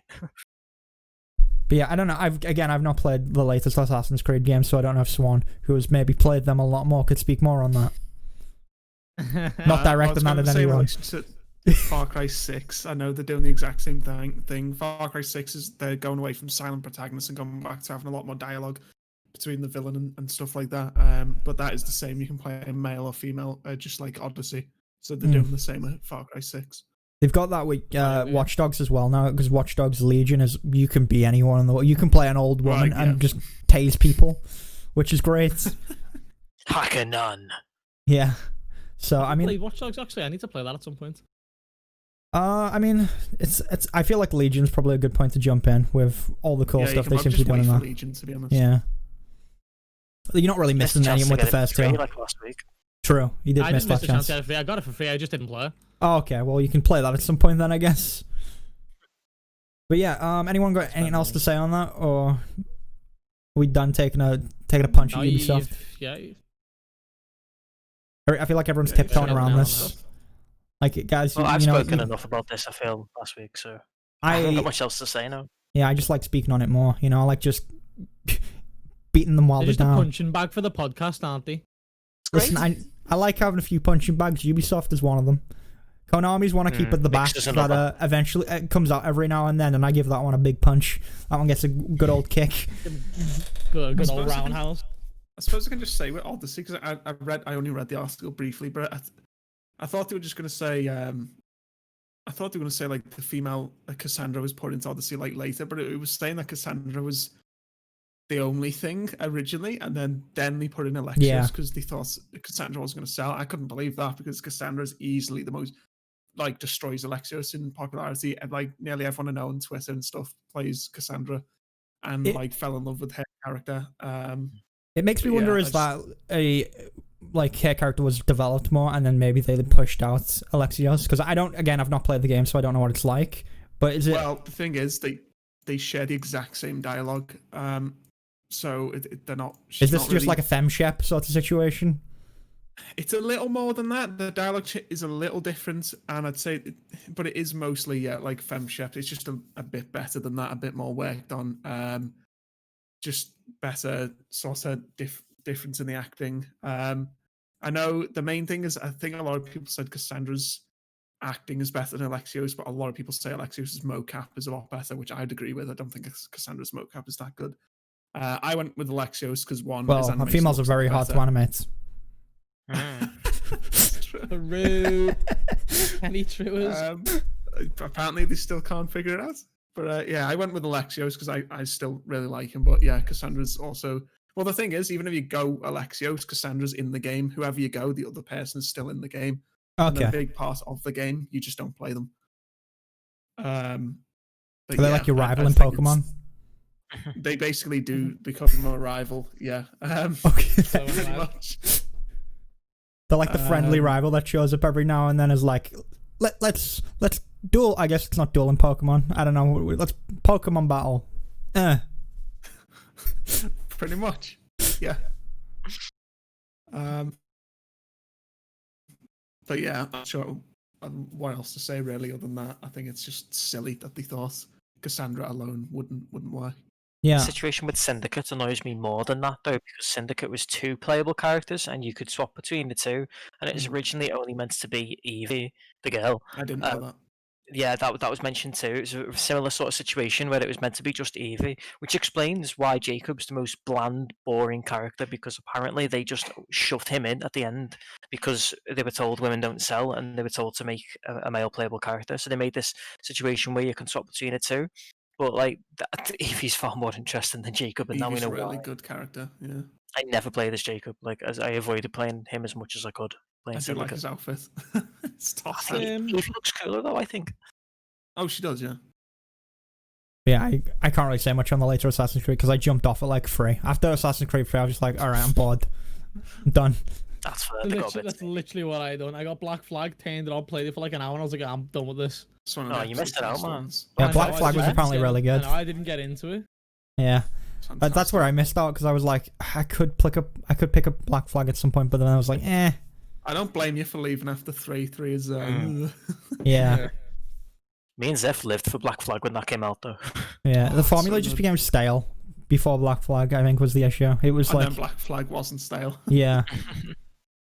But I don't know, it's just one of those things where I just haven't been able to get back into Ubisoft games in general, because they're all very similar. They are Ubisoft games. You know, it's like its own genre in itself. But, yeah, I guess that's all we've really got to say on that then. Which, well, Zip's gonna have a lot to talk on the next subject, because next we're actually gonna... Buckle in, boys, buckle in. We're gonna be talking about the Xbox conference that was just recently on, which there was quite a few announcements. It was a rather interesting show. A lot of people seem to dislike it. I noticed there's a lot of hate for the Xbox show. I don't understand why. I'm seeing a lot of console wars stuff, but I have not seen that since, I was in school. So you're all a bunch of children and stop. Not really a thing anymore. Yeah. Probably is if you're the right age for it, I guess. Yeah, if you're the right age or you're on the right side of Twitter, I suppose that's where it is. But yeah, they opened up the Xbox show with what everyone's been waiting for. It's a new Halo game. Halo Infinity and Beyond. So, who wants to open up and talk about Halo? Does anyone here maybe want to talk a lot about Halo? I don't know, maybe Tef, That's the wrong way. Tef, that's the wrong way. Point the other way. Yeah, there you go. Tef over the other side. Is he that way for me? No, the other way. Yeah. No, that's right. There you go, he's got it. I'm lost. It's different on screen. Okay, it's fine. Oh no, Yeah, don't like being in the What spotlight. do you think about Halo anyway, Sif? Looks awful, doesn't it? I've heard. Excuse me. Yeah. Tell me more. Do you want to fight right now? Alright, go on. No, I mean, yeah, because this is a big thing for me, because I got really back into Halo like 6 months ago. And I started, I mean, I don't get my hopes off like anything, but the more and more looked into it, especially I think Halo Wars 2 was a big indicator that they were changing things, especially their art style. So I started to This get more and follows a more lot of Halo interested in Wars 2's story, doesn't it? It has some characters or villains it from it. directly. Yeah. The enemy is was established in Halo Wars 2. I forgot what his name is. Halo Wars 2, but I disagree Yeah. with that. The same with they're also saying there's a really big book coming out before the game, which is Chief and his team going back to Reach, probably to find a way to stop Cortana. And they're like, you don't need to read that before Infinite. I was like, no, you don't, but it's going to be like, it's clearly going to be very important, even though they're saying it's going to be disconnected. It clearly isn't. But the game itself, it's like 8 minutes or something of gameplay. And It's a long yeah, game. I'm not, I wasn't like, oh, this is the greatest thing ever. There's definitely issues, and I could see them just as many other people could. Specifically, graphical issues is the main thing. Pop in. I saw a lot of pop in. Yeah, it's that elevator. As soon as it goes, you see that cloud pop in, and I think there was a shadow pop in as well lower down. And also the lighting is very off, and the saturation on the enemies, the elites, they look silly, like so overly blue. And the brutes look a bit like toys. I mean, the brutes always had quite colourful armor, but it's taking a bit. Look like Thanos now, or Thanos, whatever he's called. Thanos. Yeah. Pretty much. They keep changing the design of the brutes. They're never really sure what they want them to look like. But yeah, I think overall it was quite positive. But I think it looks like Halo for me. It does, but it's a bit more than that. I think it's more. There's a lot of CE inspiration, which is good. There's a lot of the old combat loop inspiration, but they're also updating it because obviously they can't just stick to the old loop. It doesn't really work. But they showed off a lot of new weapons. It's got a grappling hook. The sound design. It does, and actually a lot of people. Well, I'm not actually sure about too many people, but I know there's quite a few people who are positive about it. I think it looks really good, to be honest. The grappling hook. Just cause I only heard about it recently, and I was like, "Oh, I'm not sure about that," but it looks like it does well, and a lot of people were worried how it was going to incorporate into the multiplayer. It has been confirmed that they are doing pickups like Halo 3 again for equipment, which is the best way to do it. So you could go around the map, you fight for it, and then you find the grappling hook. You don't just spawn stupid Reach loadouts or any Halo 5 nonsense. But yeah, the gameplay looks smooth. It looked fun. I think a lot of the sound design is quite off. I think it needs work. Yeah, I felt that as well. It didn't sound like Halo. I don't know. The guns always sound weird in the 343 games. Yeah, the guns don't sound great. The Warthog sounds awful. Oh boy, the Phantom animation. That needs some work. When I first saw it, I didn't say anything to myself. I was like, oh, it's fine. And then I looked more at it. I was like, no, that animation's really janky. It looks amateurish. It doesn't look finished. It's like jerking around when it's moving direction. It does not look good. So they definitely need some work there. I've heard the build. Well, I think the build, they're being they're not really saying how old it is. They've just said it's fairly old. I think someone managed to get a date of February, but no one else has managed to get that information out of them. They did a smaller trailer for a minute of the gameplay, and the graphical fidelity looked a lot better in that. So apparently it was a newer build. But still, the lighting is weird. The colors are strange. Yeah. So I guess some people have said it's kind of plasticky looking. I also mean the facial animation actually is.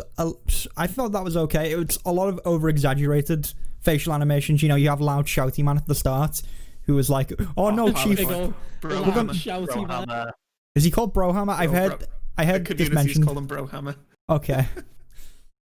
So he's got some really over exaggerated. Then you have the brute at the end, who I don't know if that's the I don't know what his name is because again some of this follows Halo Wars 2. I've not played 5 or Halo Wars 2.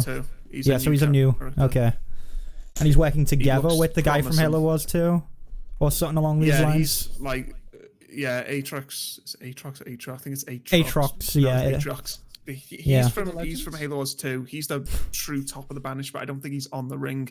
This guy's leading it for him. It begins with E. I've forgotten his name. I'm not gonna lie, but he does look pretty cool. I'm quite excited about him. A lot of their more recent villains have been god awful. So they need to change that because we had the Didact wasn't done well enough. You mean you didn't like Voldemort? I'm not sure about that. Futuristic Voldemort. his story like is so much more interesting. They just messed it up, and his boss fight finale was garbage. And then we don't talk about Halo 5. That doesn't even exist. Didn't have villain. Don't talk about that game. I mean, I didn't play Halo 5. I jumped out after Halo 4, so all I know is there's a new Spartan man that doesn't like Chief. Chief's bad. Gotta go kill Chief. And then Cortana also crazy. I don't know what happened to Cortana. So is Cortana in Infinite? What happened with Cortana? She is in it, but apparently she's not at the beginning of the game. But she will be. It's still the Reclaimer trilogy. Yeah. It's still that trilogy. It's gonna finish it, but it's a lot of people like, is it gonna wreck on anything? They said it's not actually gonna change anything from Halo 5. They're not gonna wreck on stuff, but it's still a soft reboot. So I'm not really sure how that's gonna work. There's definitely a lot of lore, little tidbits that we've seen about stopping Cortana. You're definitely still going after her, obviously. It's the end of the trilogy. But yeah, the new Brute guy looks good. I mean, I feel like him playing. It felt like Shadow of War when he came on. Not gonna lie, he feels like an orky boy from Shadow of War. But imagine if all the Brutes were like that. They were all like orcs from Shadow of War. That'd be great. They're like Chief. Just jumps out of nowhere. Grave Walker. That would be fun. You say orc, and my head goes work. Job's done. That's my kind of brute. Hashtag not my brute.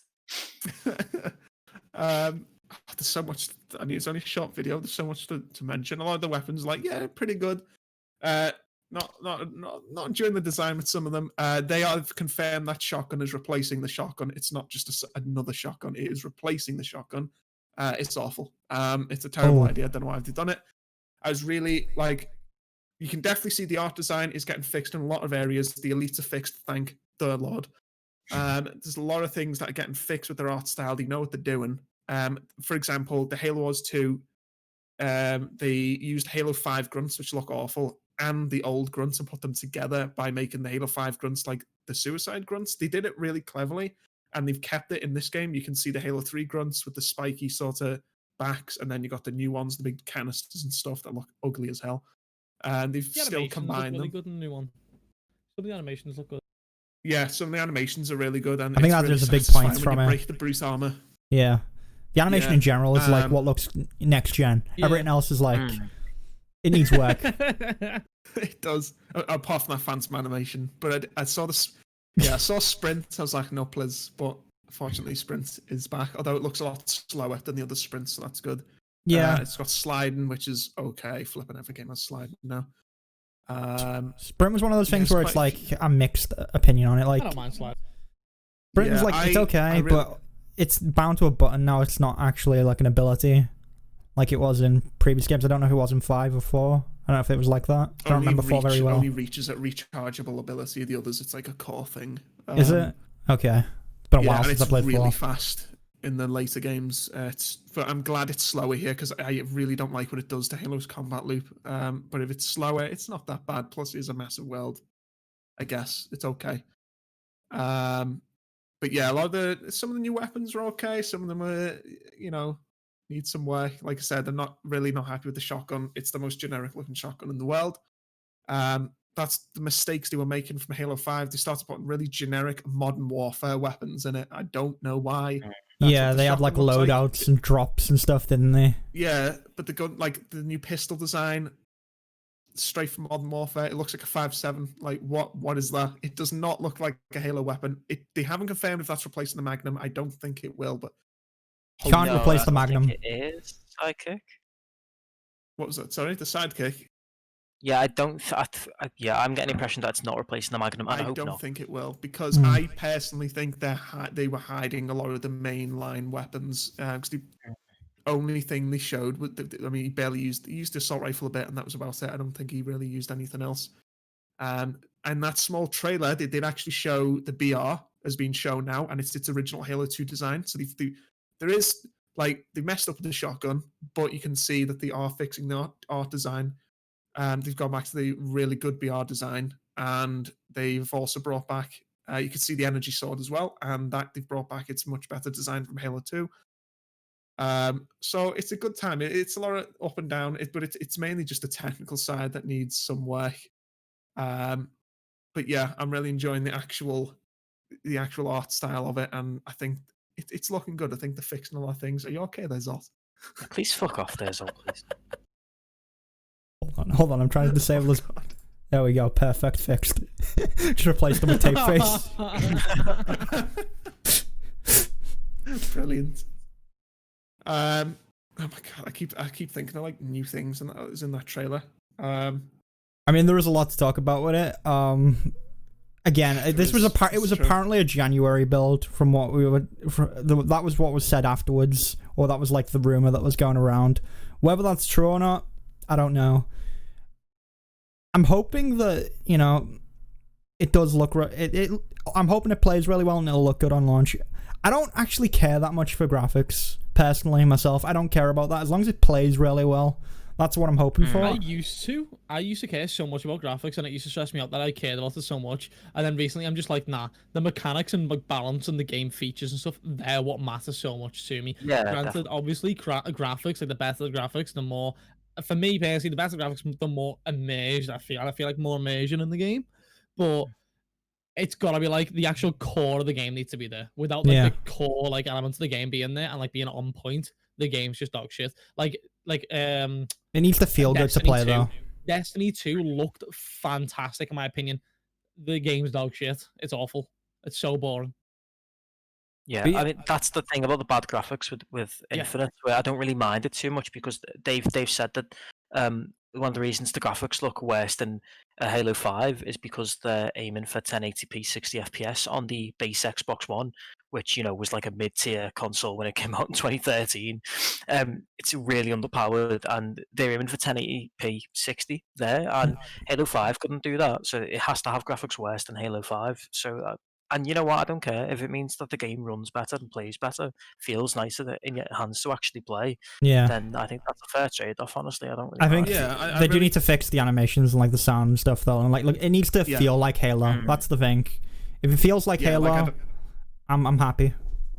I don't want to see a phantom twitching around in its animation. I want it to look smooth, but I don't mind a bit of popping. I see it enough in games. It's fine. Yeah. But this also, we could like lead into the topic of, this is something Tef mentioned before, which I didn't know about, how they want to make the games more of a platform. If you want to go into that, Tef. Yeah. So this is Microsoft's general kind of concept for the whole Xbox brand going forward. Xboxes are going to be more of a platform, like the Series X as it is now is eventually just going to be known as the Xbox, and I think we talked about last week how they're probably going to have a model where they slowly release new consoles more akin to how phones work rather than big generational.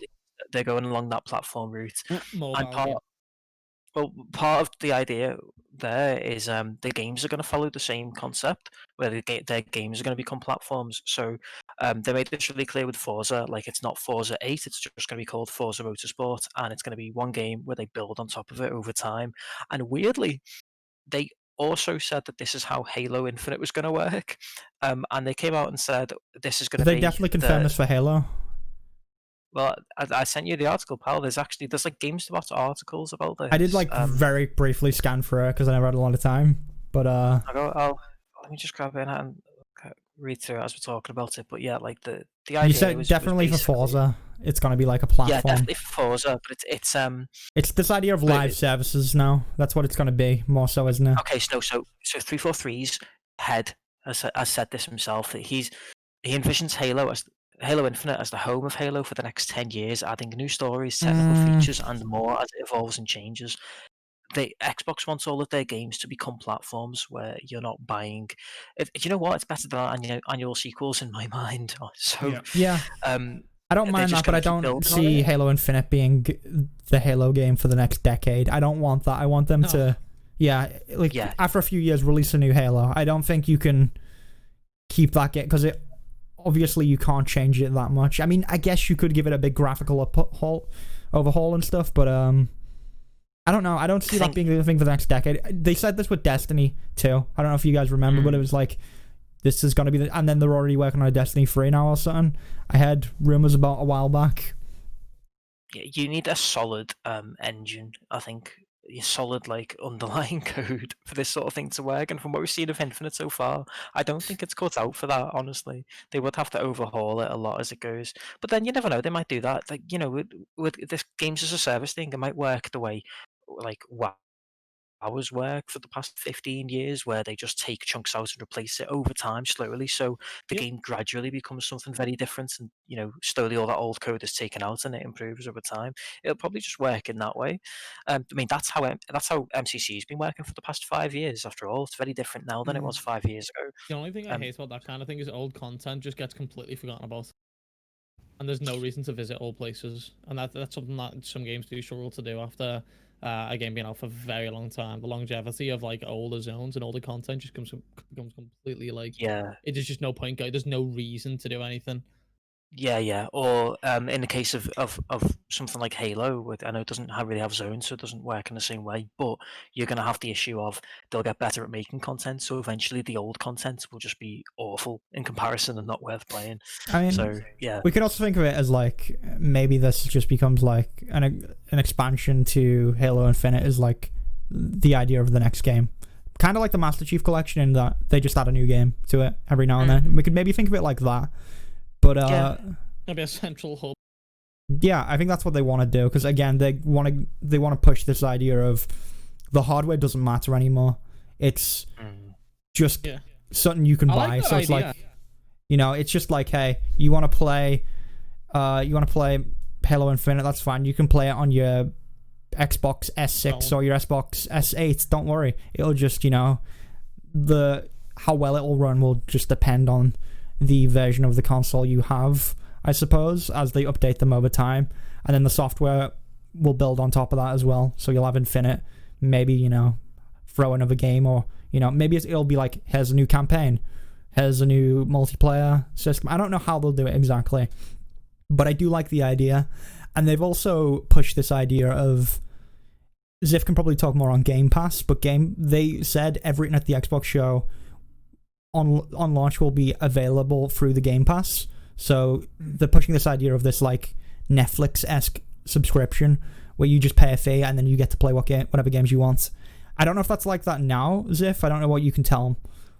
If you can tell me what's on the Game Pass at the moment, because I've heard you actually use it. I do, yeah. There's a lot on there, and it's only like, what is it?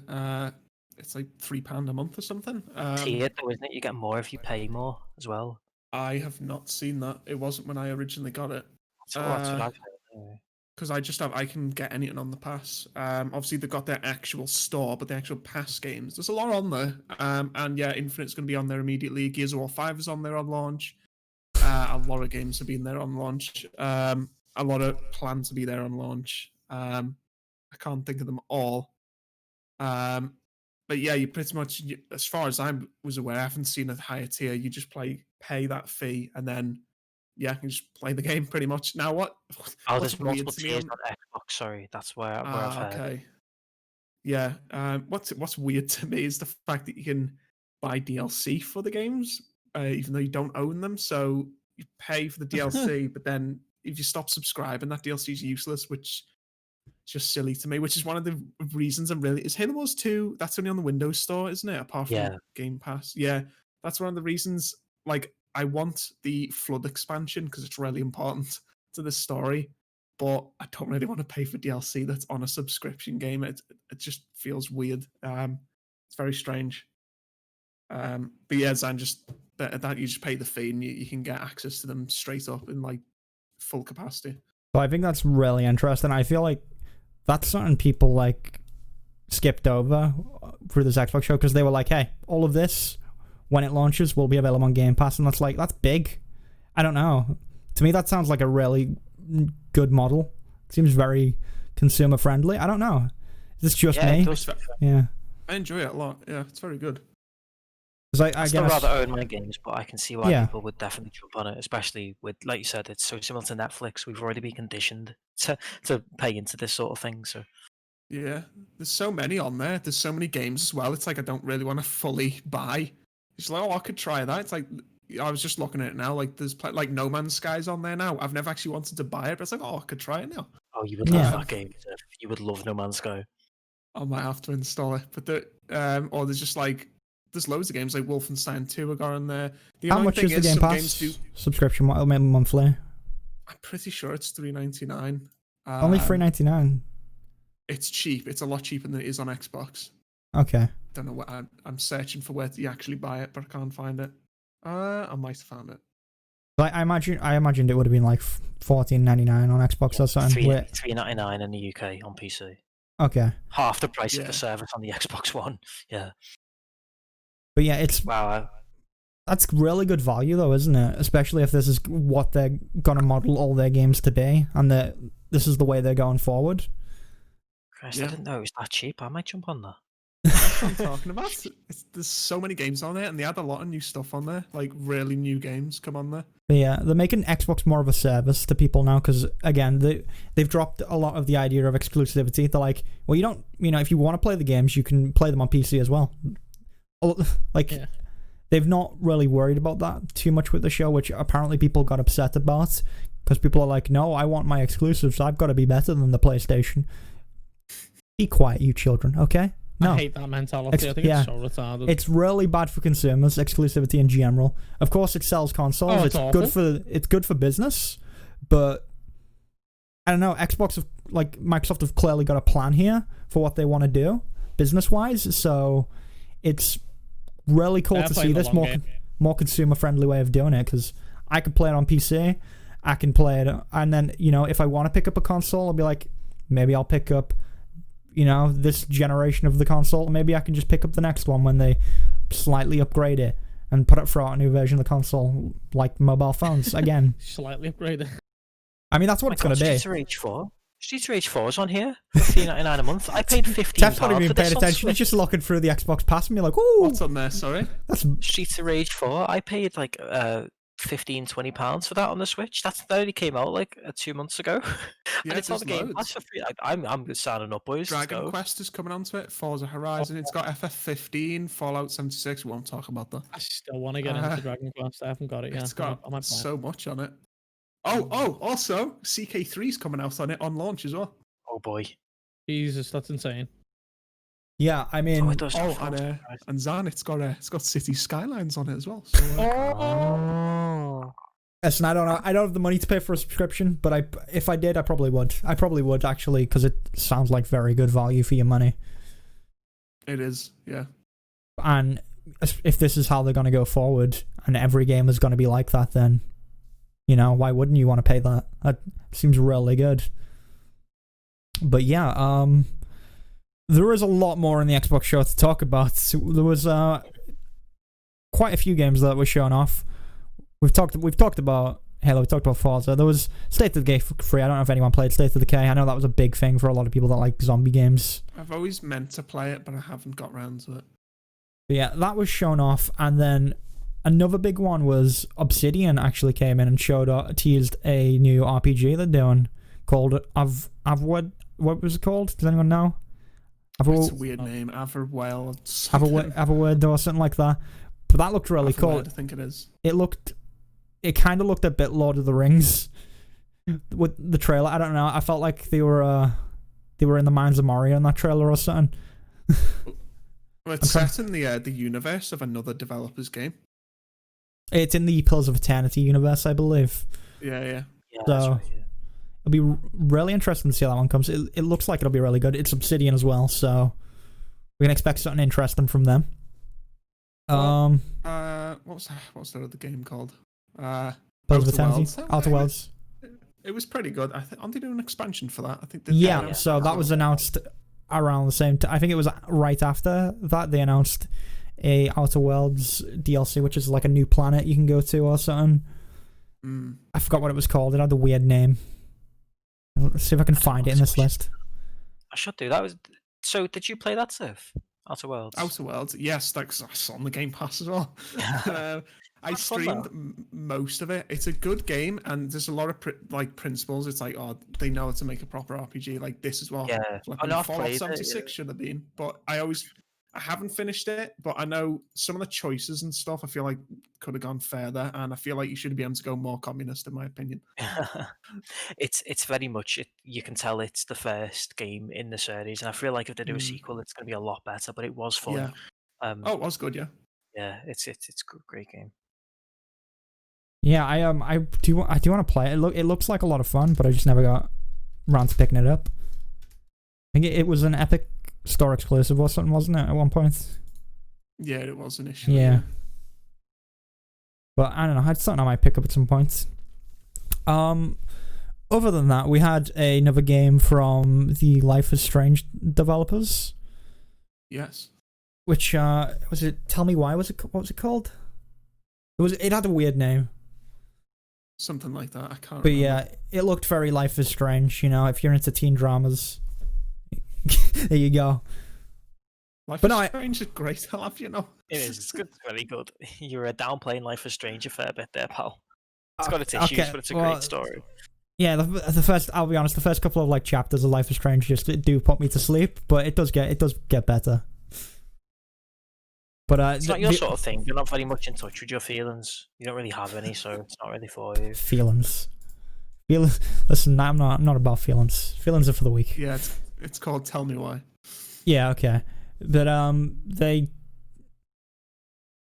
No, I actually watched Life is Strange 2 as well. They had the other one. That one, I like that one more than the first one. I haven't played that, so. Okay, I won't go into it then.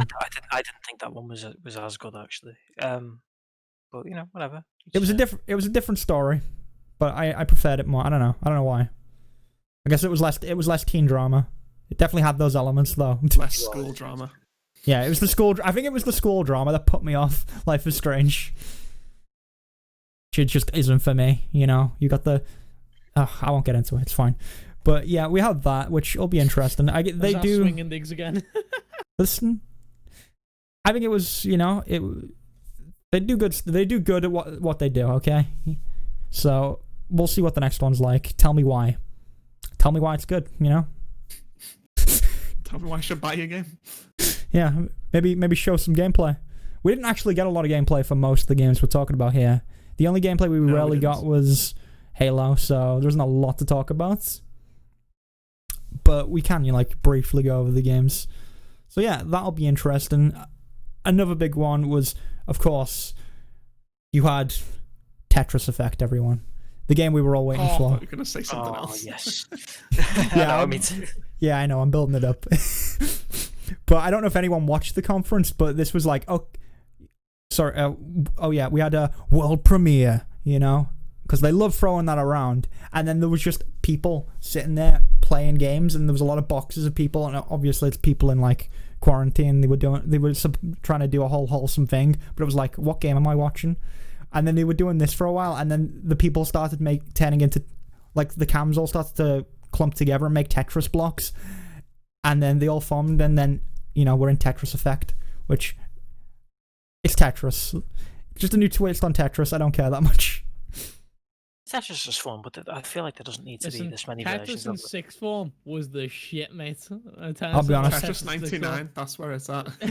I'll be honest, I just don't care about Tetris. Oh man, you're missing out. Too much teen drama in Tetris, okay? Get it out. Get it out of my game. T-drama, am I right, lads? Okay, and now, of course, there was another game that was announced. No, you're baiting us at the again. Xbox event. I would never bait. This was a game a lot of people have been waiting for. Coming from the staff at Quantic Dream, we had As Dusk Falls, which is another adventure story. It looked very similar to something that Life is Strange, I suppose. I don't know. Was that the same one actually? It was. We didn't get any of them from it really. It was.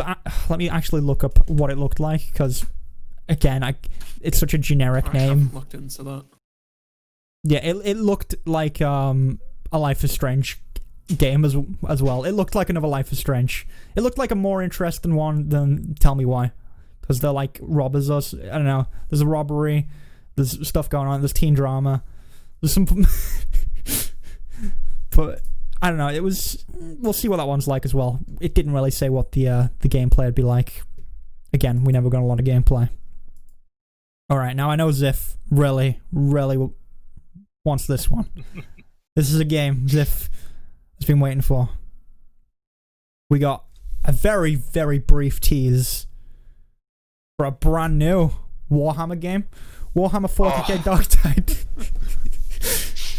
which looks like it's going to be from the same developers as Vermintide, so it's going to be a very similar, Left 4 Dead style game from the looks of things. I don't know if you're still super into Warhammer, Ziff. I am, but I'm not gonna lie. For some reason, I haven't looked into it because I've seen it, and I'm not gonna lie. There's so many garbage 40k games out there that I've seen it, and it's just like it's gonna be awful. I'm not even gonna look at it, and I've just looked at it. 40k on the game.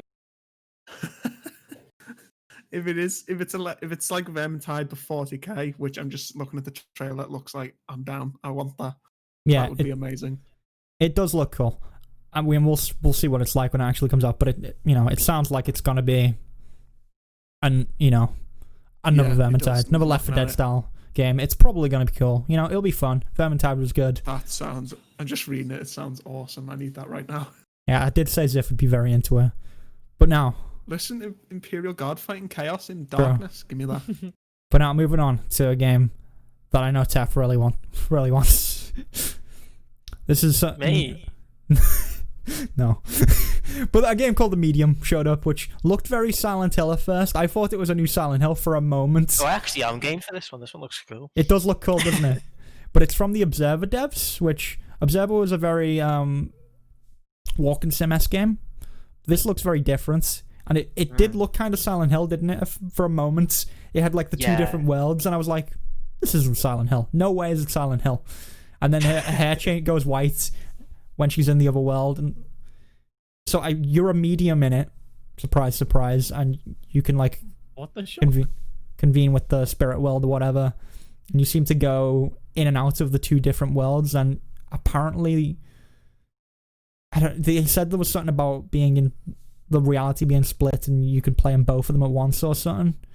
I'm not entirely sure what they meant by that, but it looks very interesting. It's literally like split screen, right? Like, yeah. There'll be two screens, and you'll be in both realities at once, which I'm not sure. I don't know how it'll work. It seems like a weird gimmick.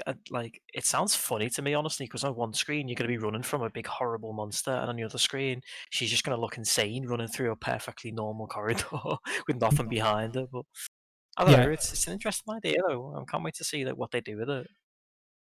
Yeah, I actually really want to play this one. I think it'd be a lot of fun. I reckon we get the whole crew together. We give Ziff the controller, and we play through. We'll sit with some popcorn and chill. When this whole thing blows over, we'll all go over. Give Ziff the controller and be like, let's go. And have a pint. I'm down. I've not seen that film in forever. That's the best film ever. Classic film. I quote it so much.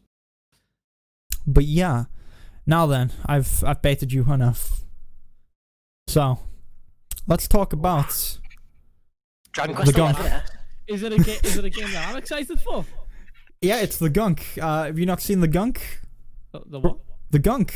I've got bad images in my head. No, and I don't want to see it. I don't know. It's a very it's by the SteamWorld developers, I think. Oh yeah.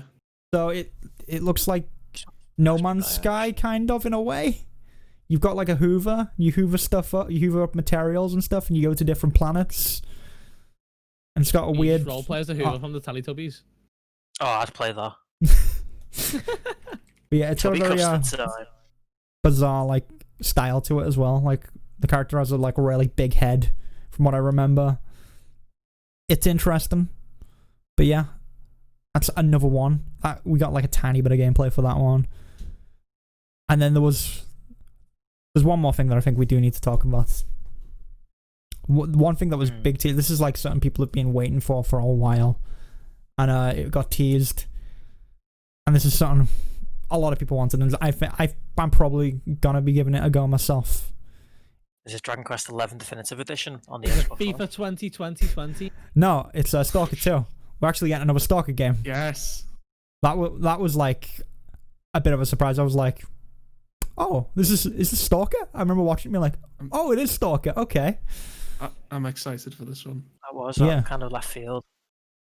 Yeah, it was kind of out of nowhere, but you know, it should be really fun. I'm looking forward to see what they do with that. I've only played like a tiny bit of the Stalker games, but I know they're a lot of fun. They're probably like right up my alley if I actually sat down and played one.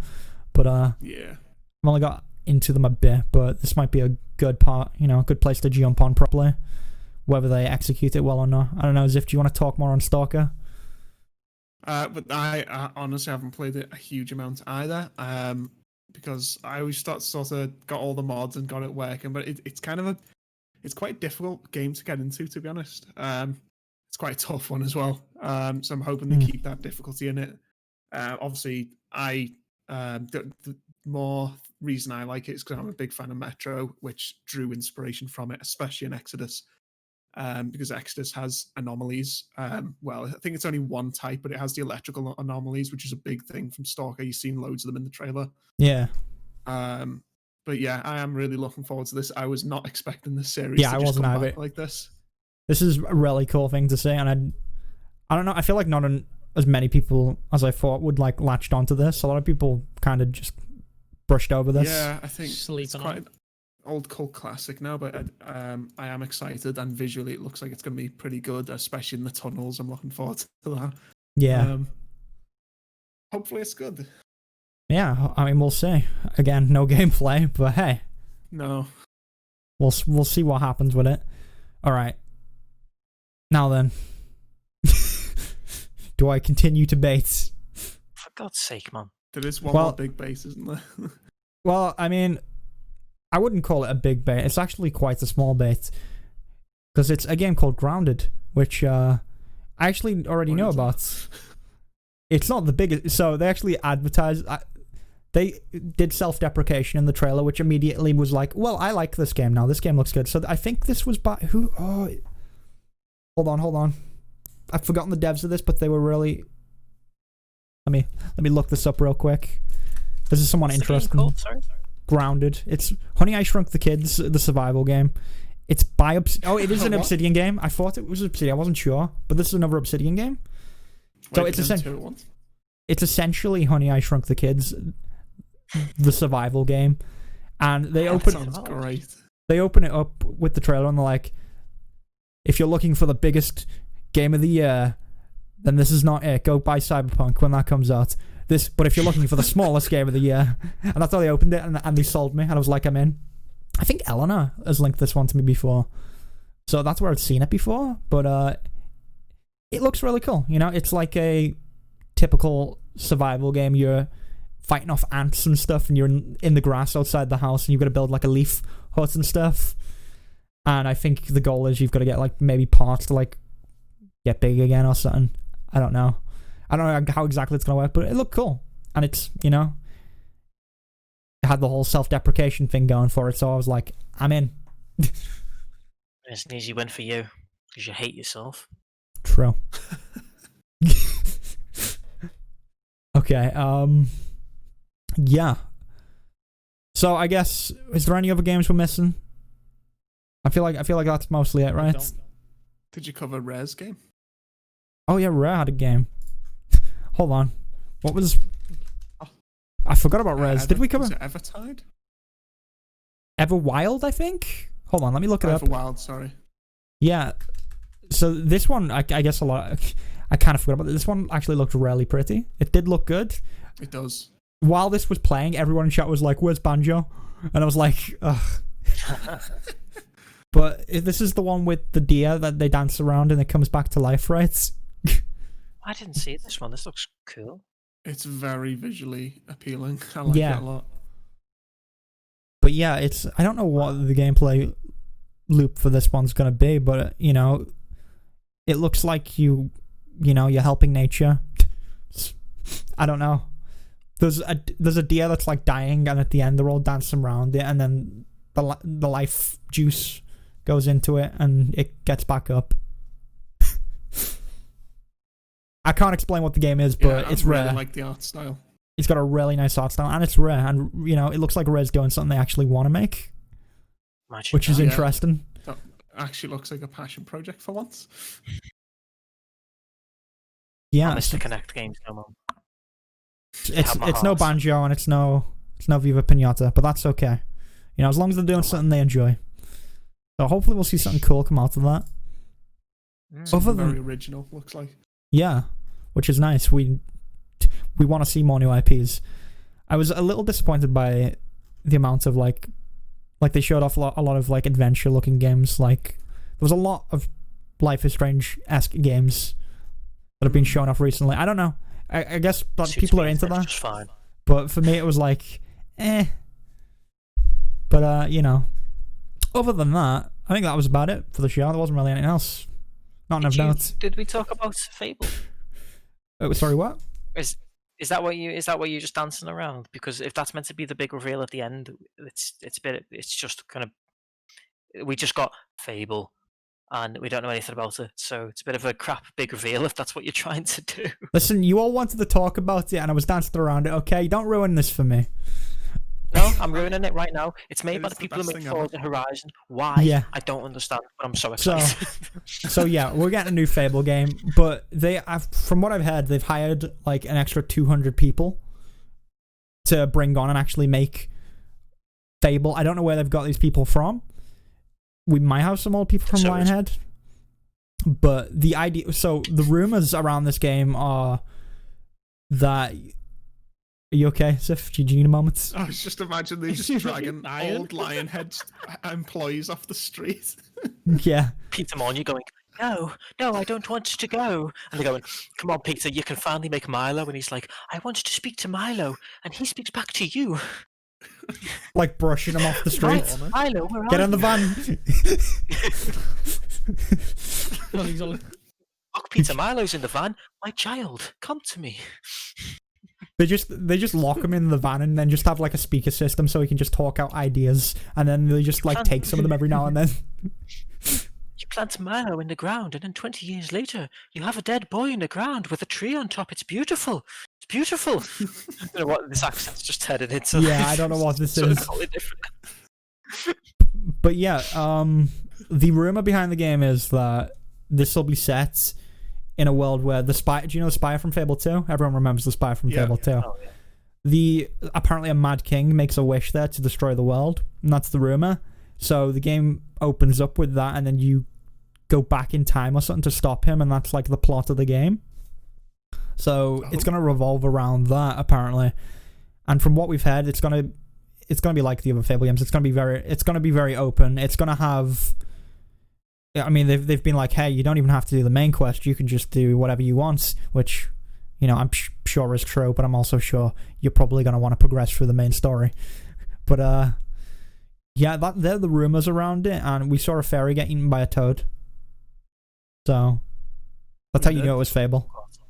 Just to put in the humor. Yeah.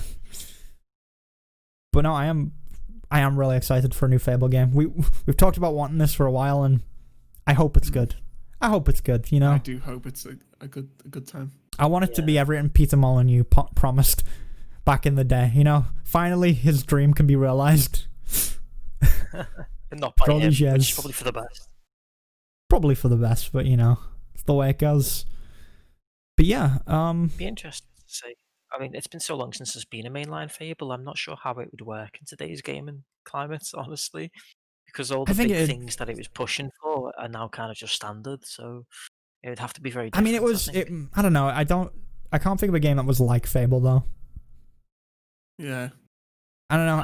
I disagree. Well, name a game that's like Fable, though. That has all the little elements. I mean, it's not all that different from an Elder Scrolls game, really, though.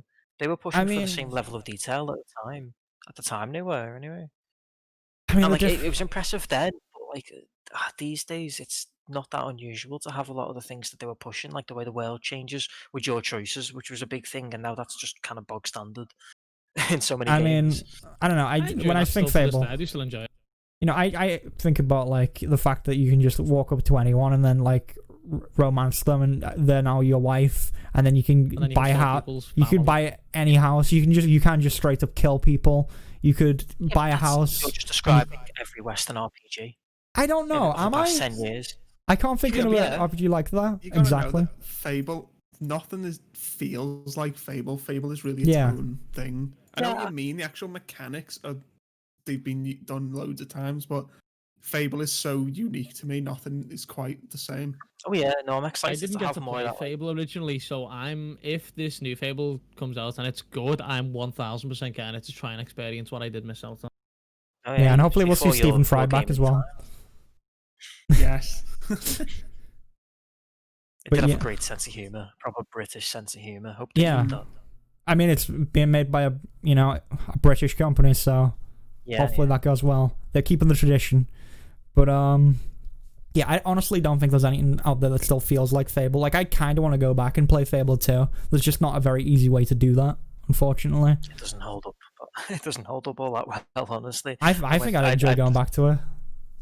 I played it like a year ago, and it feels really clunky and like old school now. I don't know. The controls are so loose, and combat's really dull. It's still got that charm though. Like that, you're right. That charm is the big thing, and nothing's ever replicated It's the that. nostalgia of it, though. At Definitely the same not that. time, as well, that will affect how you play the game. Like someone fresh going into it, like the old Fables, they're not going to enjoy them now. But if I know, you but go I back grew from a up with point, Fable 2 though. that's what I'm Um, saying. So the nostalgia makes a massive difference. Yeah, I Zolt, go suppose. play But then Fable 2. We're I waiting to didn't feel report like back. nostalgia. Honestly, I didn't feel much nostalgia at all. I don't know. It didn't. As No. much as I loved it, at the time, I wasn't really feeling it when I went back to it. I was I'd like, probably this is feel just- nostalgia if I went back to it. I feel like I would. Because it was, I don't know, I really enjoyed Fable. I feel like everyone I knew played Fable 2 back in the day when it was really big, Huge. surprisingly, for the kind of game it is. You know, I wouldn't expect it. It was very mainstream, weirdly. Yeah, it was one of those RPGs that broke into the mainstream, like the way Skyrim did. Yeah. Mm. But I don't know, I still don't think there's anything exactly like it, and I just hope it's as good, you know. I want to be able to just do whatever I want and do dumb stuff, you know, rent out properties, become a land baron. That's my goal. My goal in life, honestly, you know. When I get to the point, I'll just start a landlord. But yeah, anyone else got anything else to say on Fable? As if Zolt can't really say much. I mean, don't get me wrong. As much as I love Fable, like Tef said, it's a very short announcement trailer, but nothing to really talk about. So I'm very excited for it. You know, it's a Will there be a strange dog? developer choice. There better be. That's the question. Yeah, I have no idea how it's going to look in like today's games. What it's going to be like. I'm excited to see, and even though it's very odd, out of touch what that developer's normally made. Like you said, they've hired a bunch of people. Yeah. But I can say that developer, they definitely know how to make a good game, and they can make really nice interfaces and stuff. So The wagons in that game will look great. Don't you worry. Some pristine looking wagons. I am excited. All right. I can't wait Well. to drift on my horse in Fable. Yeah. Oh, you're gonna have the You don't shiniest remember you horse. just drift on your feet. Oh man, that was so funny. But Fable yeah, 2 I, had a great glitch, just for anyone who's not aware, sorry, before Go we on. carry on, because you have to explain that. It had a great glitch that would happen sometimes when you were playing in co-op, where your animations for walking would just stop, so your character would just be gliding along, like... yeah, I remember this. So funny. Oh god, it was great. I didn't play Fable 3 either, which I heard it wasn't as good, Yeah, but don't. No. Don't. Just It's don't got a bother great me. inventory system. No, shut up. No. I want some sort of Fable fix now. I don't know. I wanted it for a little while, and now it's like it's kicked in. I'm shaking. I think need it's some fine to Fable. experience, but it's got problems. Yeah, if you know what, if you want to go back to Fable 2, you'll probably get nostalgia from 3 because it's basically an Yeah. expansion to 2. You'll get that feeling. I think it's probably worth you playing it for that reason. But yeah, you know, if you want to get a potion, you've just got to teleport to a room in the ether somewhere and walk through 3 cupboards to find it and dig out from the cupboard. Oh, I and then remember you that can dig system. back into Yeah. the well. Yeah. That's how you, Yeah, instead of a gotta go through menu, about they had 3 loading the whole like screens. hub. Yeah. yeah. There's no menus. There's just a big wardrobe, big closet that you wander around with all your items on it. Hmm. But yeah, that's kind of the Xbox show. I mean, I don't think we missed anything. Was there anything we missed? Does anyone remember anything I else? don't think so. I don't think so. There probably was one game we've missed, but that's okay. Probably wasn't that important anyway. But I mean, there's a Destiny 2 expansion. no one cares. Oh, But who cares exactly? but no, there is a Destiny 2. But it's fine. Destiny 2 is a dog shit game. I was waiting for it. Okay. It's Wait for you so to pipe bad. up there. Like, again, I will. Every time it gets brought up, I will say it. Me, Zan, and Alna completed the game in about an hour and a half without dying. I will say Stupid game. the gunplay in that game felt like guns felt good in that game. They knew how to do gunplay and stuff. Initially it was okay, but then once you got the guns and completed the story, there was nothing to do. The raids Yeah, they had no were end game. garbage. I had Forsaken was a real upgrade for the game ahead. Yeah, that's what I had as well. Yeah, well, that wasn't that bad, but even still, it's not. It's just not what it could have been. Sadly, it could have been so much more. Like so much more. It could have been PlanetSide. Could have been Halo. It could have been Halo. Could have just Would have been good. If do you remember when the Destiny 1 beta first came out? I mean, you played Yeah. it together, and I think you could hear the excitement dying, and like as I was playing it, I was like, "Oh, it feels good." The mission's a bit repetitive, isn't it? And then we got to that raid boss where we had to stand there and shoot at that guy for 40 minutes before he died. And I was like, "This is okay in World of Warcraft. I don't want this in my Halo game." That was it. Then Like I never a went back there. 50-minute Tartarus fight. No, thank you. Oh god, it was so bad. No. But yeah, Destiny's not for me. I think that's a wrap on the Xbox show anyway. That is pretty much everything. You know, we had some real cool stuff get announced. I mean, Tetris Effect, I'm all in, you know? Count me in. I'll be stacking those blocks, getting those Tetrises. But other than that, other than that, there's nothing else to really talk about this week. That was it for the news. We actually went way over time today as well, which I knew it'd be a long show. Which I warned Tef about that. I don't think I warned you too, but that's fine. But but yeah, so we'll wrap up here for tonight, and then we can be back next week and talk even more. Well, we can start by rapping with you then, I guess, so if you want to volunteer. Why don't you tell us a bit more about your socials? I'll put your tape face on so we can wrap up your face while you're doing that. Tell me about your socials, Zolt. I do the content, alright? And I meme every time. At the end of the podcast, like, nah, you don't need to know me, listen. You need to know me now. Zoltan on YouTube, Zoltan CXZ on Twitter, Zoltan YT on Instagram. What's it on Twitch? Twitch, that's a big thing, isn't it? Yeah, Twitch, yeah, you know what? I'll say something in chat. What? Okay. There you go, said something in chat. That's my Twitch. Okay. Yeah, you'll find them. You'll find them around. But yeah. You find me somewhere. All right, I guess we're going in this order now then. So, Ziff, where can they find you? Hey, well, same place, just Ziflock on Twitch. Hoping to start streaming a little bit again. It's a good time. I did that stream the weekend. It was very fun. And hopefully I can find some time for YouTube content, and just Ziflock on YouTube as well, since I cleaned that mess up. And that's pretty much it. Yeah. All right. So, Tef, what about yourself? Where can the people go to find those luscious locks? Oof. Well, you know, I love the people and the people love me. I'm not on Twitch because Twitch, as we say, every podcast is a pile of shit. And I will not partake. True. Ignore this. I'm not here. I'm not really here. Oh man, Ziff. I appreciate that. But yeah, I'm on Twitter. I'm Teffers on Twitter actually. I'll whack that in chat as I always do. Go on, go throw that in. That's probably the place you can really find me. I do have a Medium which I upload an article to like once a month, so that'll just be a pin tweet on the Twitter when it's out. So just follow me on Twitter. Not on YouTube or Twitch. I'm just do my thing. You don't have any sort of way to find you on Medium? Can you not follow people on Medium or anything like that? Not a thing? You can always plug your Medium. You can. I don't know how to. Okay, well... I don't know how it comes under. It's fine. You can tell the people next week. It's all linked into the Twitter. Go find me on Twitter. That's my main hub for this sort of thing anyway, so... Alright. Well... You guys probably know me if you're on this channel. You cannot find Zan anywhere. Alright. Zolt, I will mute you, okay? There's tape facing them again. But yeah. So, you guys probably know me If you don't, Zanrise on Twitch, Zanrise on YouTube, Zangames on Twitter, and the real Zanrise on Instagram. I do a lot of arcade content on YouTube. I'm looking at doing some more indie games on there because I do enjoy doing the indie game night we do every Sunday, and we're finding some really good stuff, so I want to promote that elsewhere too. So yeah. Thank you for watching, everyone. Thank you for joining us. And we will be back next week with the 12th episode of the podcast. This was podcast 11. We've done 11 of these now. It's crazy.